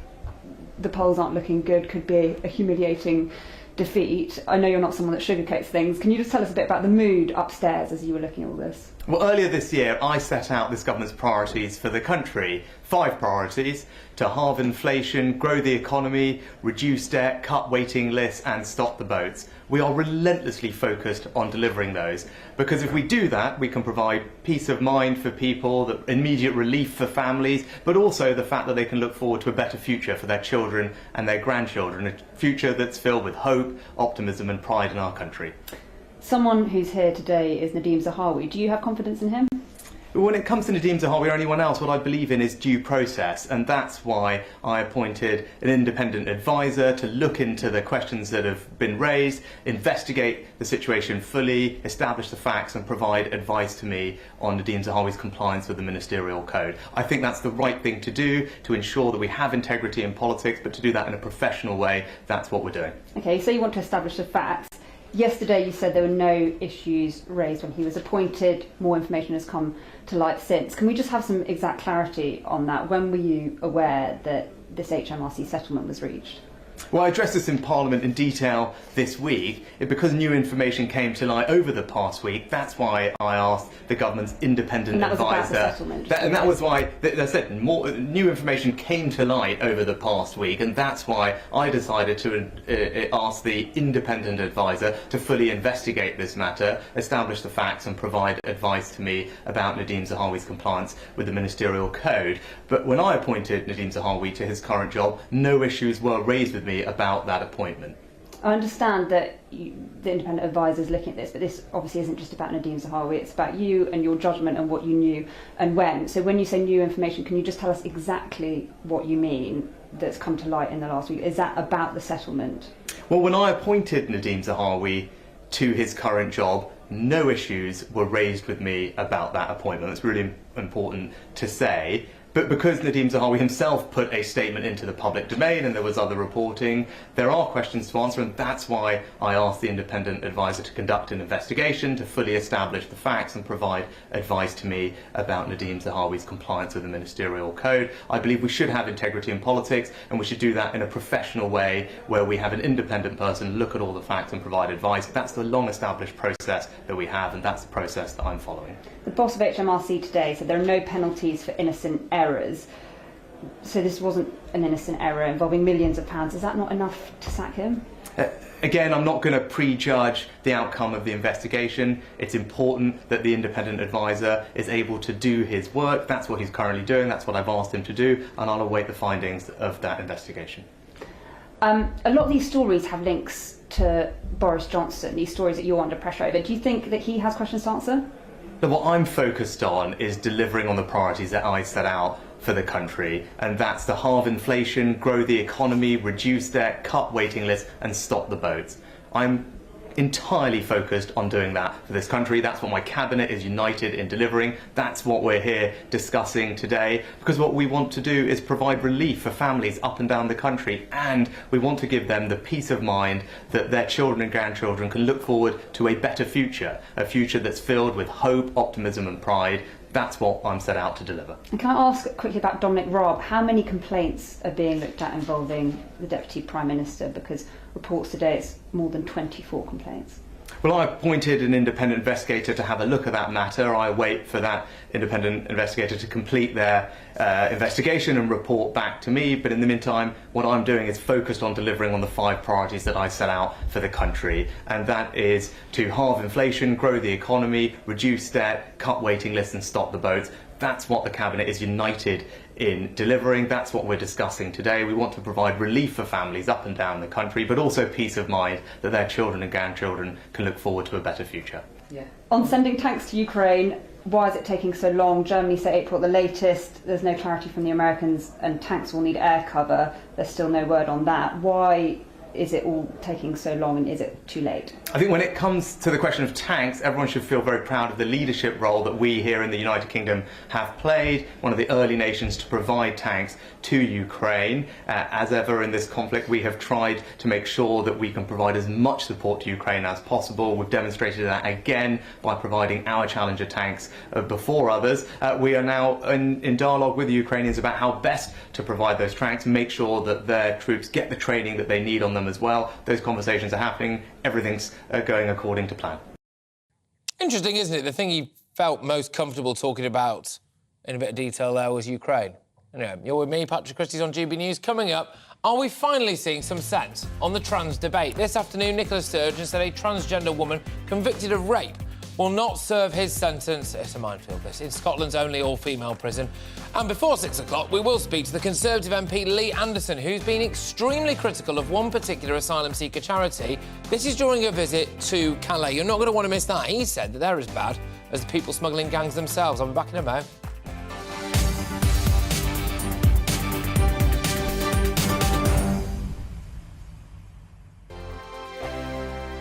I'm Simon Evans. Join me on GB News for Headliners at 11 p.m. What's the scoop? I'll be joined by two of the country's top comedians. That's right. As we take a look at tomorrow's newspapers tonight. We're going to get into trouble. If it's a big story, we'll be covering it. Spill some tea on him. There we go. But we'll also have some fun. I wouldn't stick up a bank.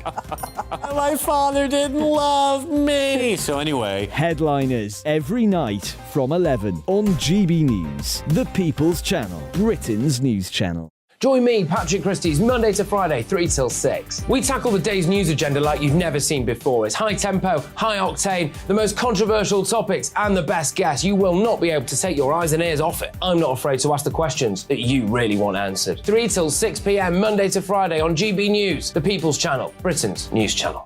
Hi, Andrew Pierce here. Join me every Friday lunchtime for a proper no-nonsense debrief of the week's events. With special guests in the studio and the GB News team on the ground, I'll be getting you up to date with news, some intelligent discussion and my own sharp take. The weekend starts here with me every Friday lunchtime on GB News, the People's Channel, Britain's news channel.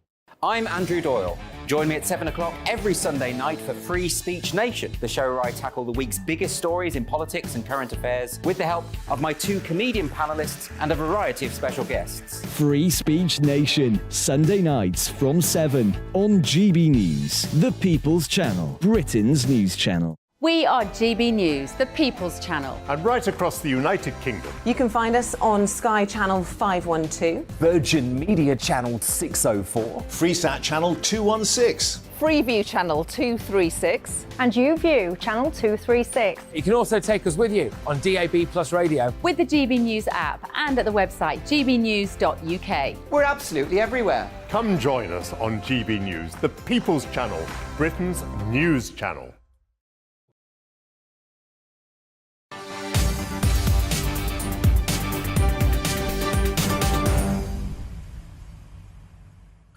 Well, an issue that we all care about is our own health, isn't it? And GPs are still struggling to cope with demand from the British public, with many still waiting for face-to-face appointments. Phone lines are reported to be flooded in the mornings as people desperately attempt to book an appointment. And there are worries that remote consultations are becoming the norm for some of Britain's GPs. There's a lot, really, when it comes to this as well, because did you know that before the pandemic, apparently anyway, we had around 8,100 GP practices in England alone? And then now it's around 6,400.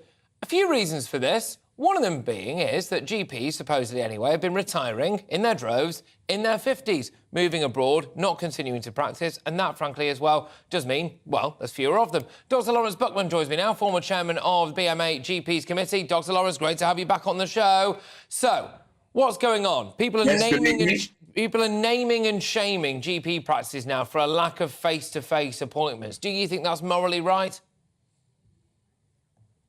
I think it's what the Daily Mail does best. I think they're able to do that. They've crunched the numbers and produced a piece of information. What does it mean? Not sure it means that much.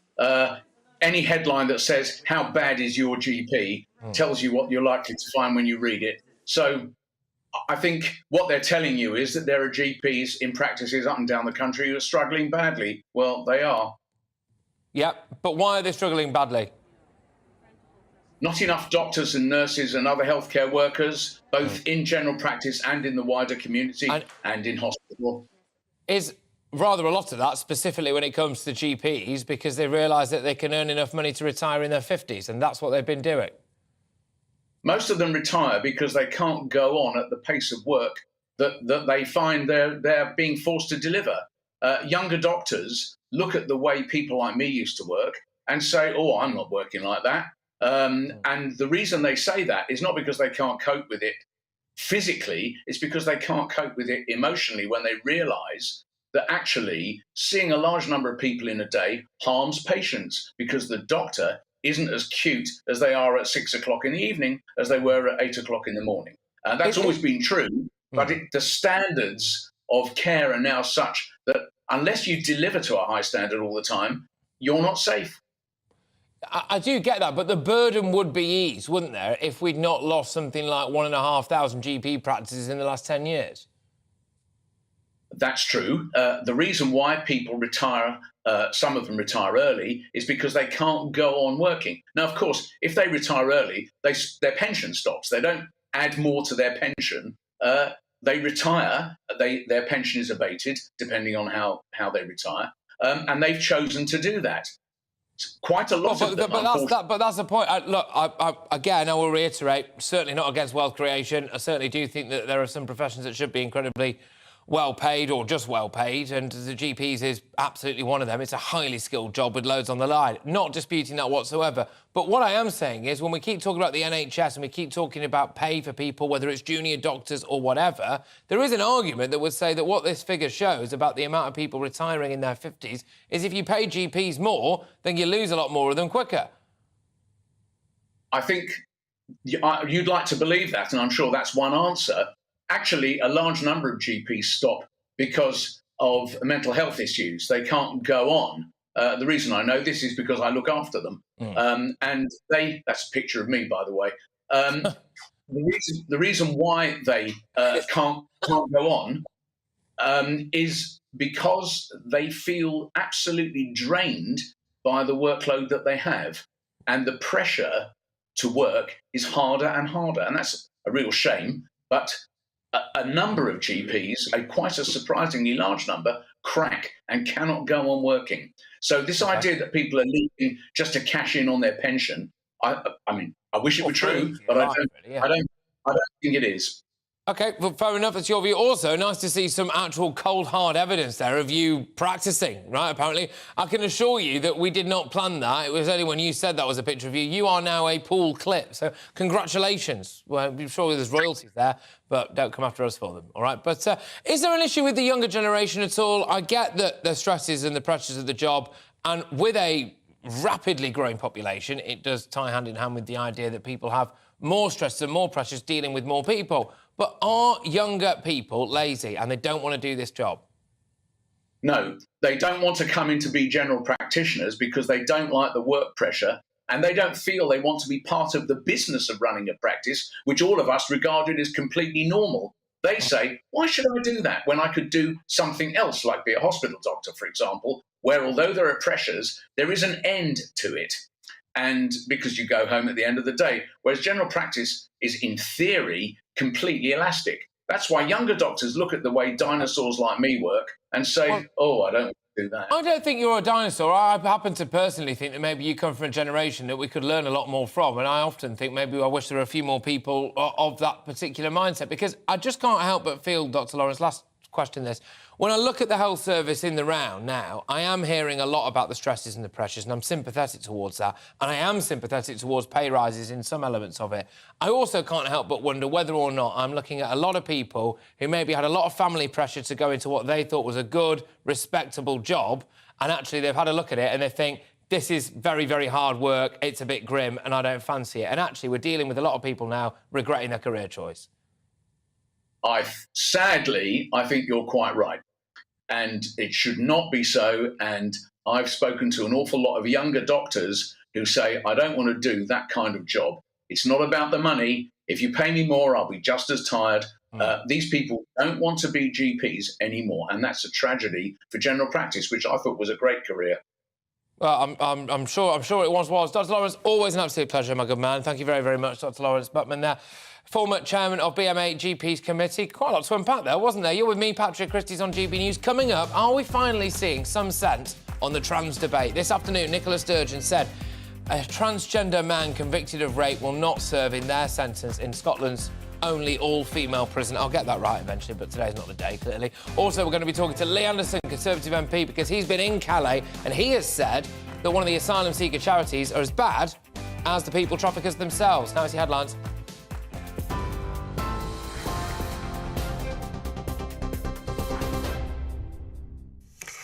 Patrick, thanks very much indeed. The top stories this hour. At least 11 people have died in Russian missile strikes in Ukraine, a day after the US and Germany pledged to supply the country with tanks and infantry fighting vehicles.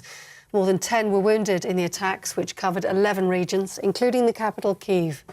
Germany's defence minister says he expects the first Leopard 2 tanks to arrive in Ukraine by the end of March. Russia has responded, with the Kremlin calling the deliveries of military hardware direct involvement in the conflict by the West. Here, HMRC's chief executive has told MPs there are no penalties for innocent errors, as he was questioned on the former Chancellor's tax affairs. Jim Harrer appeared before the Public Accounts Committee and was pressed on issues surrounding Nadhim Zahawi. The Conservative Party chairman's facing calls to resign after it emerged he has paid a penalty to HMRC whilst he was Chancellor. The Prime Minister says no issues were raised to him when he appointed Mr Zahawi to his current job. Because Nadhim Zahawi himself put a statement into the public domain and there was other reporting, there are questions to answer, and that's why I asked the independent advisor to conduct an investigation to fully establish the facts and provide advice to me about Nadhim Zahawi's compliance with the ministerial code. Andrew Bridgen has threatened to sue the former Health Secretary for defamation following an online post that he retweeted about the COVID jab. Early this month, the North West Leicestershire MP was stripped of the Tory whip after retweeting a post by a consultant cardiologist which claimed the number of people suffering heart problems after having had the COVID vaccine was the biggest crime against humanity since the Holocaust. Matt Hancock referred to Bridgen's comments as anti-Semitic in the House of Commons, a statement Bridgen has refuted.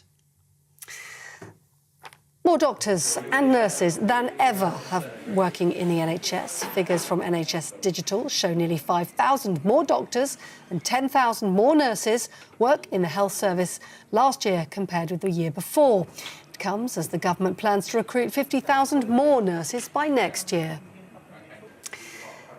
His Majesty the King has been given a warm welcome during his first visit to the new Africa Centre in South London. He spoke to artists and discussed the effects of climate change in the country, as well as the role of African people in the UK. He took a tour of the new building in Southwark, which originally opened in 1964 in support of its nation. That's it. You're up to date on TV, online and DAB+ radio. You're with GB News.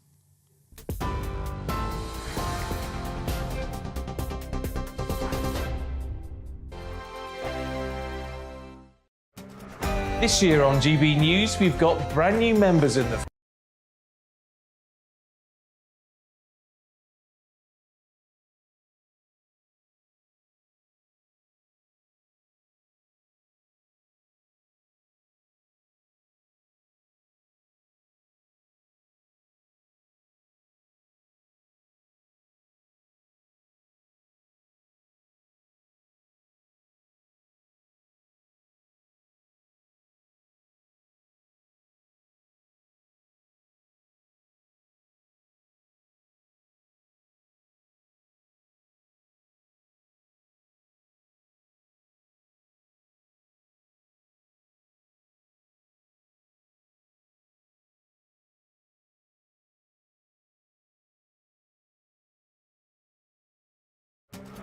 This year on GB News, we've got brand new members in the family.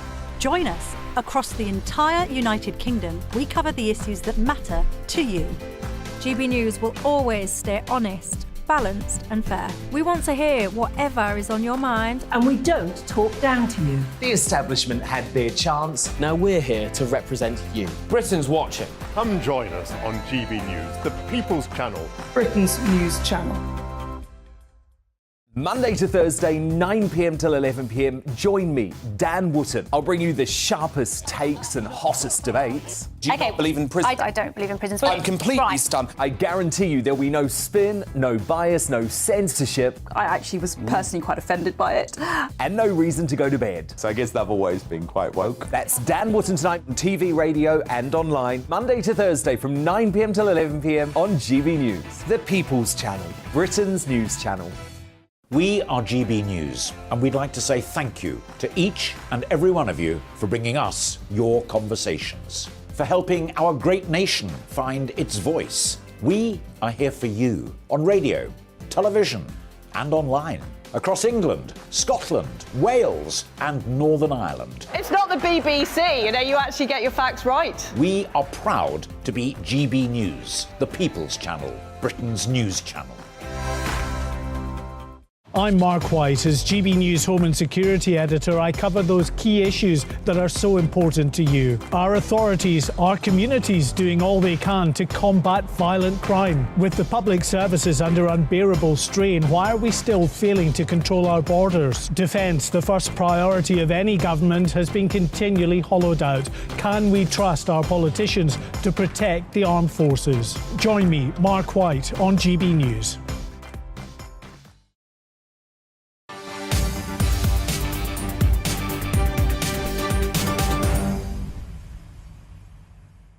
OK, people, loads to fit in between now and the end of the show, so let's get cracking. The transgender convicted rapist, now known as Isla Bryson, won't be imprisoned in a women's jail anymore. The First Minister, Nicola Sturgeon, earlier confirmed that Bryson, formerly known as Adam Graham, won't be incarcerated at Cornton Vale Women's Prison. Joining me now is the pro-independence Alba Party MP, Neil Hanvey, and he represents the Kirkcaldy and Cowdenbeath area, so I'm going to go to him shortly. OK, fair enough. Which is just as well, because joining me right now is Austin Sheridan, who's the former SNP Glasgow City Councillor. Austin, there we go. Fantastic. That phrase, better late than never, can be replaced with better earlier than never, I suppose. I want to know from you, Austin, what you make of this. Has sense finally prevailed? Because I seem to remember that maybe you were quite in favour of this, the Gender Recognition Act. Some people were saying, well, it makes stuff like this more likely, doesn't it, that a male rapist can be put in a women's prison. Now Nicola Sturgeon has said this individual, Adam Graham, won't be in a women's prison. Have you not just tied yourselves in knots here?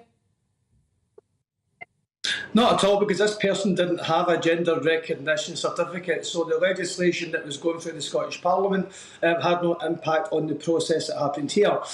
In terms of the decision that has been made, I do welcome the decision. I had trust that the Scottish Prison Service would run the risk assessment, and they have a great track record of carrying these out for anyone who commits these kind of offences. And I believe that they've reached the correct decision as well. And they've done it in a very timely manner. What I would say is that obviously this particular prisoner has gained a lot of media attention. I believe that it would be potentially appropriate to review how we manage these kind of situations moving forward. What has been deeply inappropriate is how some elected members in the Westminster Parliament and in the Scottish Parliament have unfortunately used this situation to attack the trans community generally. Trans people should not pay the crime of predators. I get that. I'm just going to have to get you to be quite specific on that, because I understand what you're saying, and it is a similar argument when they say a radical Islamist terror attack and people go, well, it's all Muslims or something like that, and it's not, OK? But have you got cast iron examples of people using this to attack the trans community as a whole? Yeah, you can have a look at my Twitter page and the replies that I've been receiving over the past 48 hours. Elected members of the Scottish Parliament, though. Go on, no, seriously, you did say elected members of the Scottish Parliament. Yeah, I have, Russell. I believe that Russell Finley's tweet, and I replied back to him. I called him out on Twitter. I called him a disgrace. I said that he was using this situation in order to attack trans rights and the wider community. I believe that that is wrong. I believe that an elected member of a parliament, whether it's Westminster, Scottish Parliament or wherever, legislators should be sticking to facts and not putting out tweets and misinformation that then turns into hatred towards trans people and those who support trans rights. Unfortunately, that's what's happened over the past 40 slightly hours. Shaky ground. I'm in politics, right? And I give my opinions, and maybe I'm fair game to be open to attack, but trans people are just simply trying to live their lives, and they should not be open to the kind of abuse that they've been receiving. No one is saying that they should be open, but when you just said there that we should be sticking to facts, I would argue that the fact that this man with his genitalia intact raped 2 women and then was put in a women's prison implies that there's something horrendously wrong going on in Scotland. That's a fact. What about the well, fact that's that... why I said I believe there should be a review. There should definitely be a review of how this situation is handled. It's clear that this person is a predator, clear that this person is not safe to be around women. We must do our utmost to defend women, but it also shouldn't mean that trans people, who the vast majority, as you said, are decent, law-abiding citizens, they shouldn't pay the price of a disgusting predator. OK. Do you think that the SNP choosing to go with the Gender Recognition Act to the extent that they've gone is an odd hill for Nicola Sturgeon to want to die on when it comes to, say, talking about Westminster blocking policy? Because, well, for example, I suppose I'll just ask you, Austin, would you be confident putting that to a public vote? Well, it already was put to the public vote. It was in political parties' manifestos, and then the MSPs that were elected, they're going to be delivering on that. In terms of the SNP's handling of government in general, I mean, the latest opinion poll put the SNP on 53 Westminster seats, up 5 from what they have currently. So at this moment in time, it would appear that it has not damaged support for the SNP. People judge political parties on their records. Generally speaking, I would say that the vast majority of the public are sympathetic to transgender rights. They wouldn't want to impede them for no reason. What I believe has happened during this story, and what we have to understand, is that this has really upset a lot of people, and it's quite rightly so. And a lot of women are extremely concerned, and they have a right to be concerned. What people don't have the right to do is to spread transphobic hate, which unfortunately it's opened up floodgates for that. OK, look, thank you very much, Sheridan. Austin Sheridan there, the former SNP Glasgow City Councillor. Right, we're moving on because I've been teasing this rather a lot, and it's now happening, ladies and gentlemen. That's right, strap yourselves in. The Conservative MP Lee Anderson is in Calais this week with the Home Affairs Committee. Now, he has been seeing the work the French are doing to tackle the migrant crisis, and has been highly critical of one particular asylum charity. Let's have a look at this. Good morning, it's Lee, Member of Parliament for Ashford and East. We're here in Calais. You can see the port behind me. I'm still furious. I'm foaming at the mouth over this Care for Calais organisation. They're acting like a magnet for these young men to set up camp here. They're basically feeding them, clothing them. They're teaching them how to speak English, how to read and write in English, and then waiting for them. Once they cross the channel, they're waiting for them and volunteering in hotels to support them while they're there. This is absolutely scandalous. I think these are just as complicit in this trade as the people traders. And the cheek of it, when we introduce new laws to send these people to Rwanda, is Care for Calais that's challenging these decisions in court. These are raising millions of pounds, and they are part of the problem. They're not the solution. OK, strong words there from Lee Anderson. Now, GB News has made attempts to get a comment back from Care for Calais. Lee Anderson basically saying they were quite similar to the human traffickers, people smugglers. Care for Calais have not yet cared to comment on this particular issue, so we cannot go to them and get their side of the story on this. But I can now speak to a man who's prepared to continue commenting, and that is Lee Anderson himself, who is in Calais. Lee, thank you very, very much. Your view, it would appear, is that we have actual human traffickers, and we also have groups, as you're saying, a bit like Care for Calais, who are, what, doing quite a similar job in your mind? I hope you can hear me, Mix. It's a really bad signal. It's not Care for Calais. It is Care for Calais. It's certainly not Care for the UK, because what I've seen over the past 24 hours, quite frankly, made me very, very angry. What I've seen is another chink in the armour, another link in the chain of this evil trade. Now, what I did see was hundreds of young men in a camp that's being taught English, being taught skills, they're being encouraged to be there, they're being fed and watered. Nothing wrong with that, we've got to be humane, but at no stage are they being told not to go to the UK. So what it is, these young men are coming... Are they being helped to get to the UK, do you think? Because that's the big thing, isn't it? It's one thing looking after them and making sure they don't freeze to death, but it's another thing being helped. Yeah. What I'm saying is, they're not being deterred from going to the UK, and they're encouraged. You know, the shocking thing is actually seeing young ladies working for Calais, for UK, walking around holding hands with some of these young men. They think they're doing the right thing. I don't think that's the right thing. And here's the killer. when they get to the UK and get in the hotels, Care for Cali have got hundreds of volunteers, working in the hotels, getting them ready for life in the UK. So this is just part of a journey. This is the final leg. They will see these young men coming into the UK.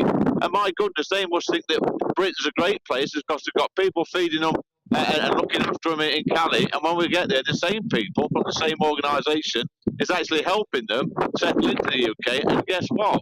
When we try to get the Rwanda scheme off the ground, the same organisation fights us in the court. It's absolutely terrible.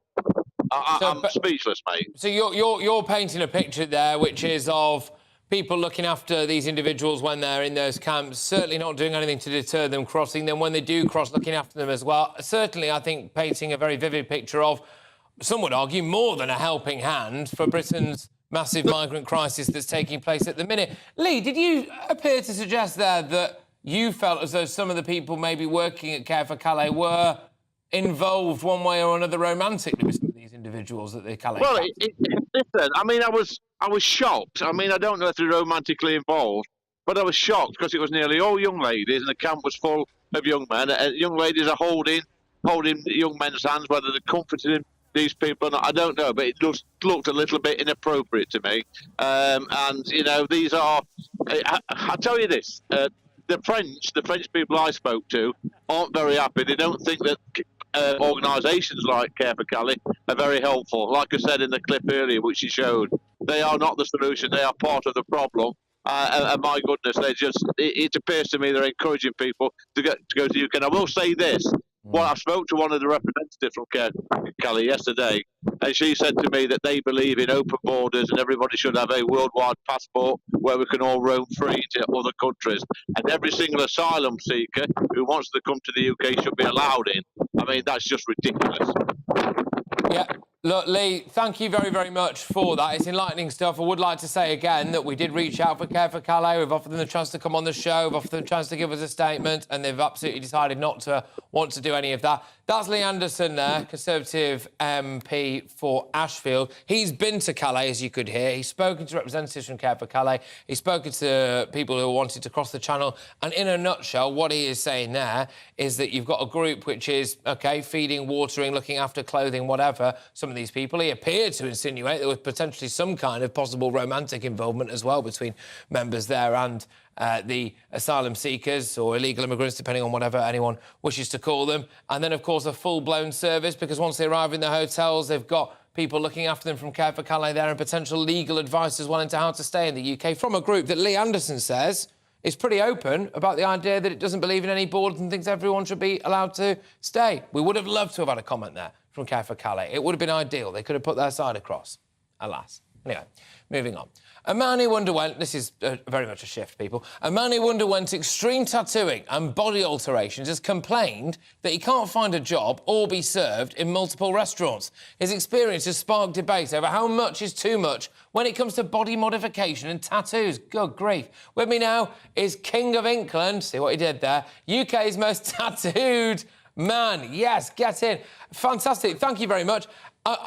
So tell me about your plight then. So you are now... some people are so tattooed that they are refused entry at restaurants. Do you get stigmatised? Well, I've had a couple of issues. I'd say, unfortunately, fortunate for myself, I've only had it happen a couple of times. Once in Boreham Wood at a pub while I was doing an event down there, another media event, and I actually ordered a beer in there, paid, and then someone came from behind the bar and said, get out. So I got my money back, went and put money in the till of the Wetherspoon. There are other good pubs in Boreham Wood, I'm sure, but my money went in a Wetherspoon's pub back 5 minutes afterwards. And then when I was in Australia as well, I was told by security guards that actually knew who I was and seen me in the media, that they couldn't let me in because there's a gang tattoo facial policy out in Australia, despite their neighbours being, Maoris and stuff. I contacted the concierge and the management said, no, that's fine. We can see you're not gang related. They just done a Google search on me, gave me complimentary drinks and food, let me into the very nice area, not far from the Opera House in Sydney.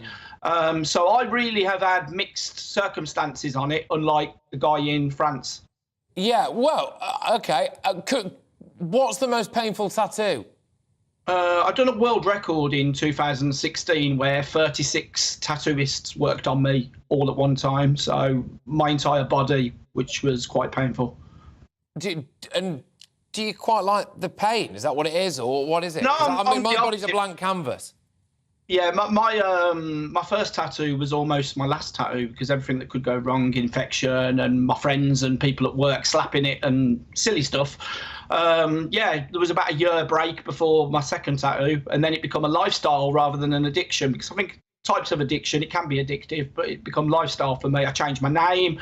If anything, my name, having 11 words in, has caused more problems than my appearance. OK, now I've got to be very quick with this one. I'm sorry it's short and sweet, but we've overrun, I'm afraid. If you're being honest, does it work quite well in the dating scene? It's mixed, you know. I'm like Marmite. Yeah, but hey, at least you've got a demographic. You've got a demographic. I appreciate it. Look, thank you very, very much. We'll have to get you back on. I'm sorry it was a bit short and sweet, mate, but that's the way news works, unfortunately. Thank you. Take care. King of England, the UK's most tattooed man. Right, up next is Jubes & Co. Michelle's here in the studio with me. What you got coming up on your show, Michelle?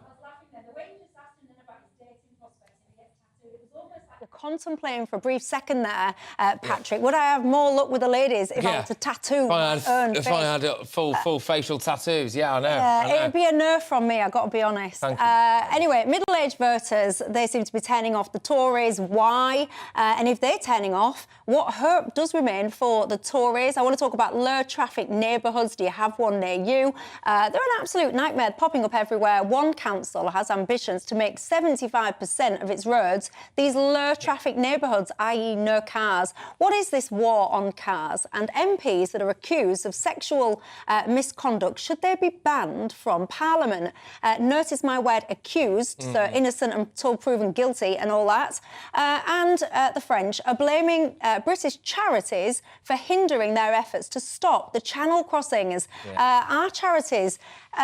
let's just say not helping in the way that they might be intending to. Yeah, absolutely, Michelle. Yes, another firecracker. That's going to be magnificent stuff. And thank you very much for handing over and teasing the viewers there with what's to come, and also saying that you definitely would not like me if I had a face full of tattoos. It confirms something I think we all already knew, but I appreciate that. Michelle Jubilee there will be coming your way next for the next hour. Well, look, I've very much enjoyed today's show. Thank you very much, everybody who's taken part. I'll be back on tomorrow from 3 p.m. It is Michelle Jubilee coming your way with Jubes & Co. in just a matter of moments. But right now, it's your weather. Hi there, it's Aidan McKibben here with the latest forecast from the Met Office. Sunny spells and mostly dry for many of us today, but it is a bit colder in the north, whilst it's milder in the south. Even though we've seen a cold front clear southwards, that's helped to clear the very cold conditions that have been stagnant across southern parts of the UK over the last few days. And the mist and fog that we saw fairly extensively on Wednesday, although there were a few pockets of fog and frost about first thing this morning. But they're lifting now, and for most it's a dry and bright day. The best of the sunshine in the west, a bit more cloud into the east, 1 or 2 showers for parts of eastern Scotland and eastern England. But temperatures have evened themselves out, 6 or 7 in the north, so not quite as mild. But 8 or 9 in the south means that it is a touch warmer compared with the last few days.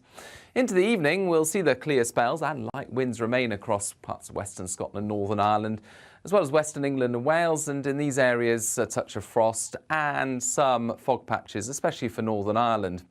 But further east we've got more cloud cover, and so mostly frost-free, although a touch of ground frost and perhaps some frost on cars is still possible. Showers continuing, and those showers will spread into parts of the Pennines through the night and into the first part of the day on Friday. But otherwise, actually plenty of sunshine by the afternoon on Friday.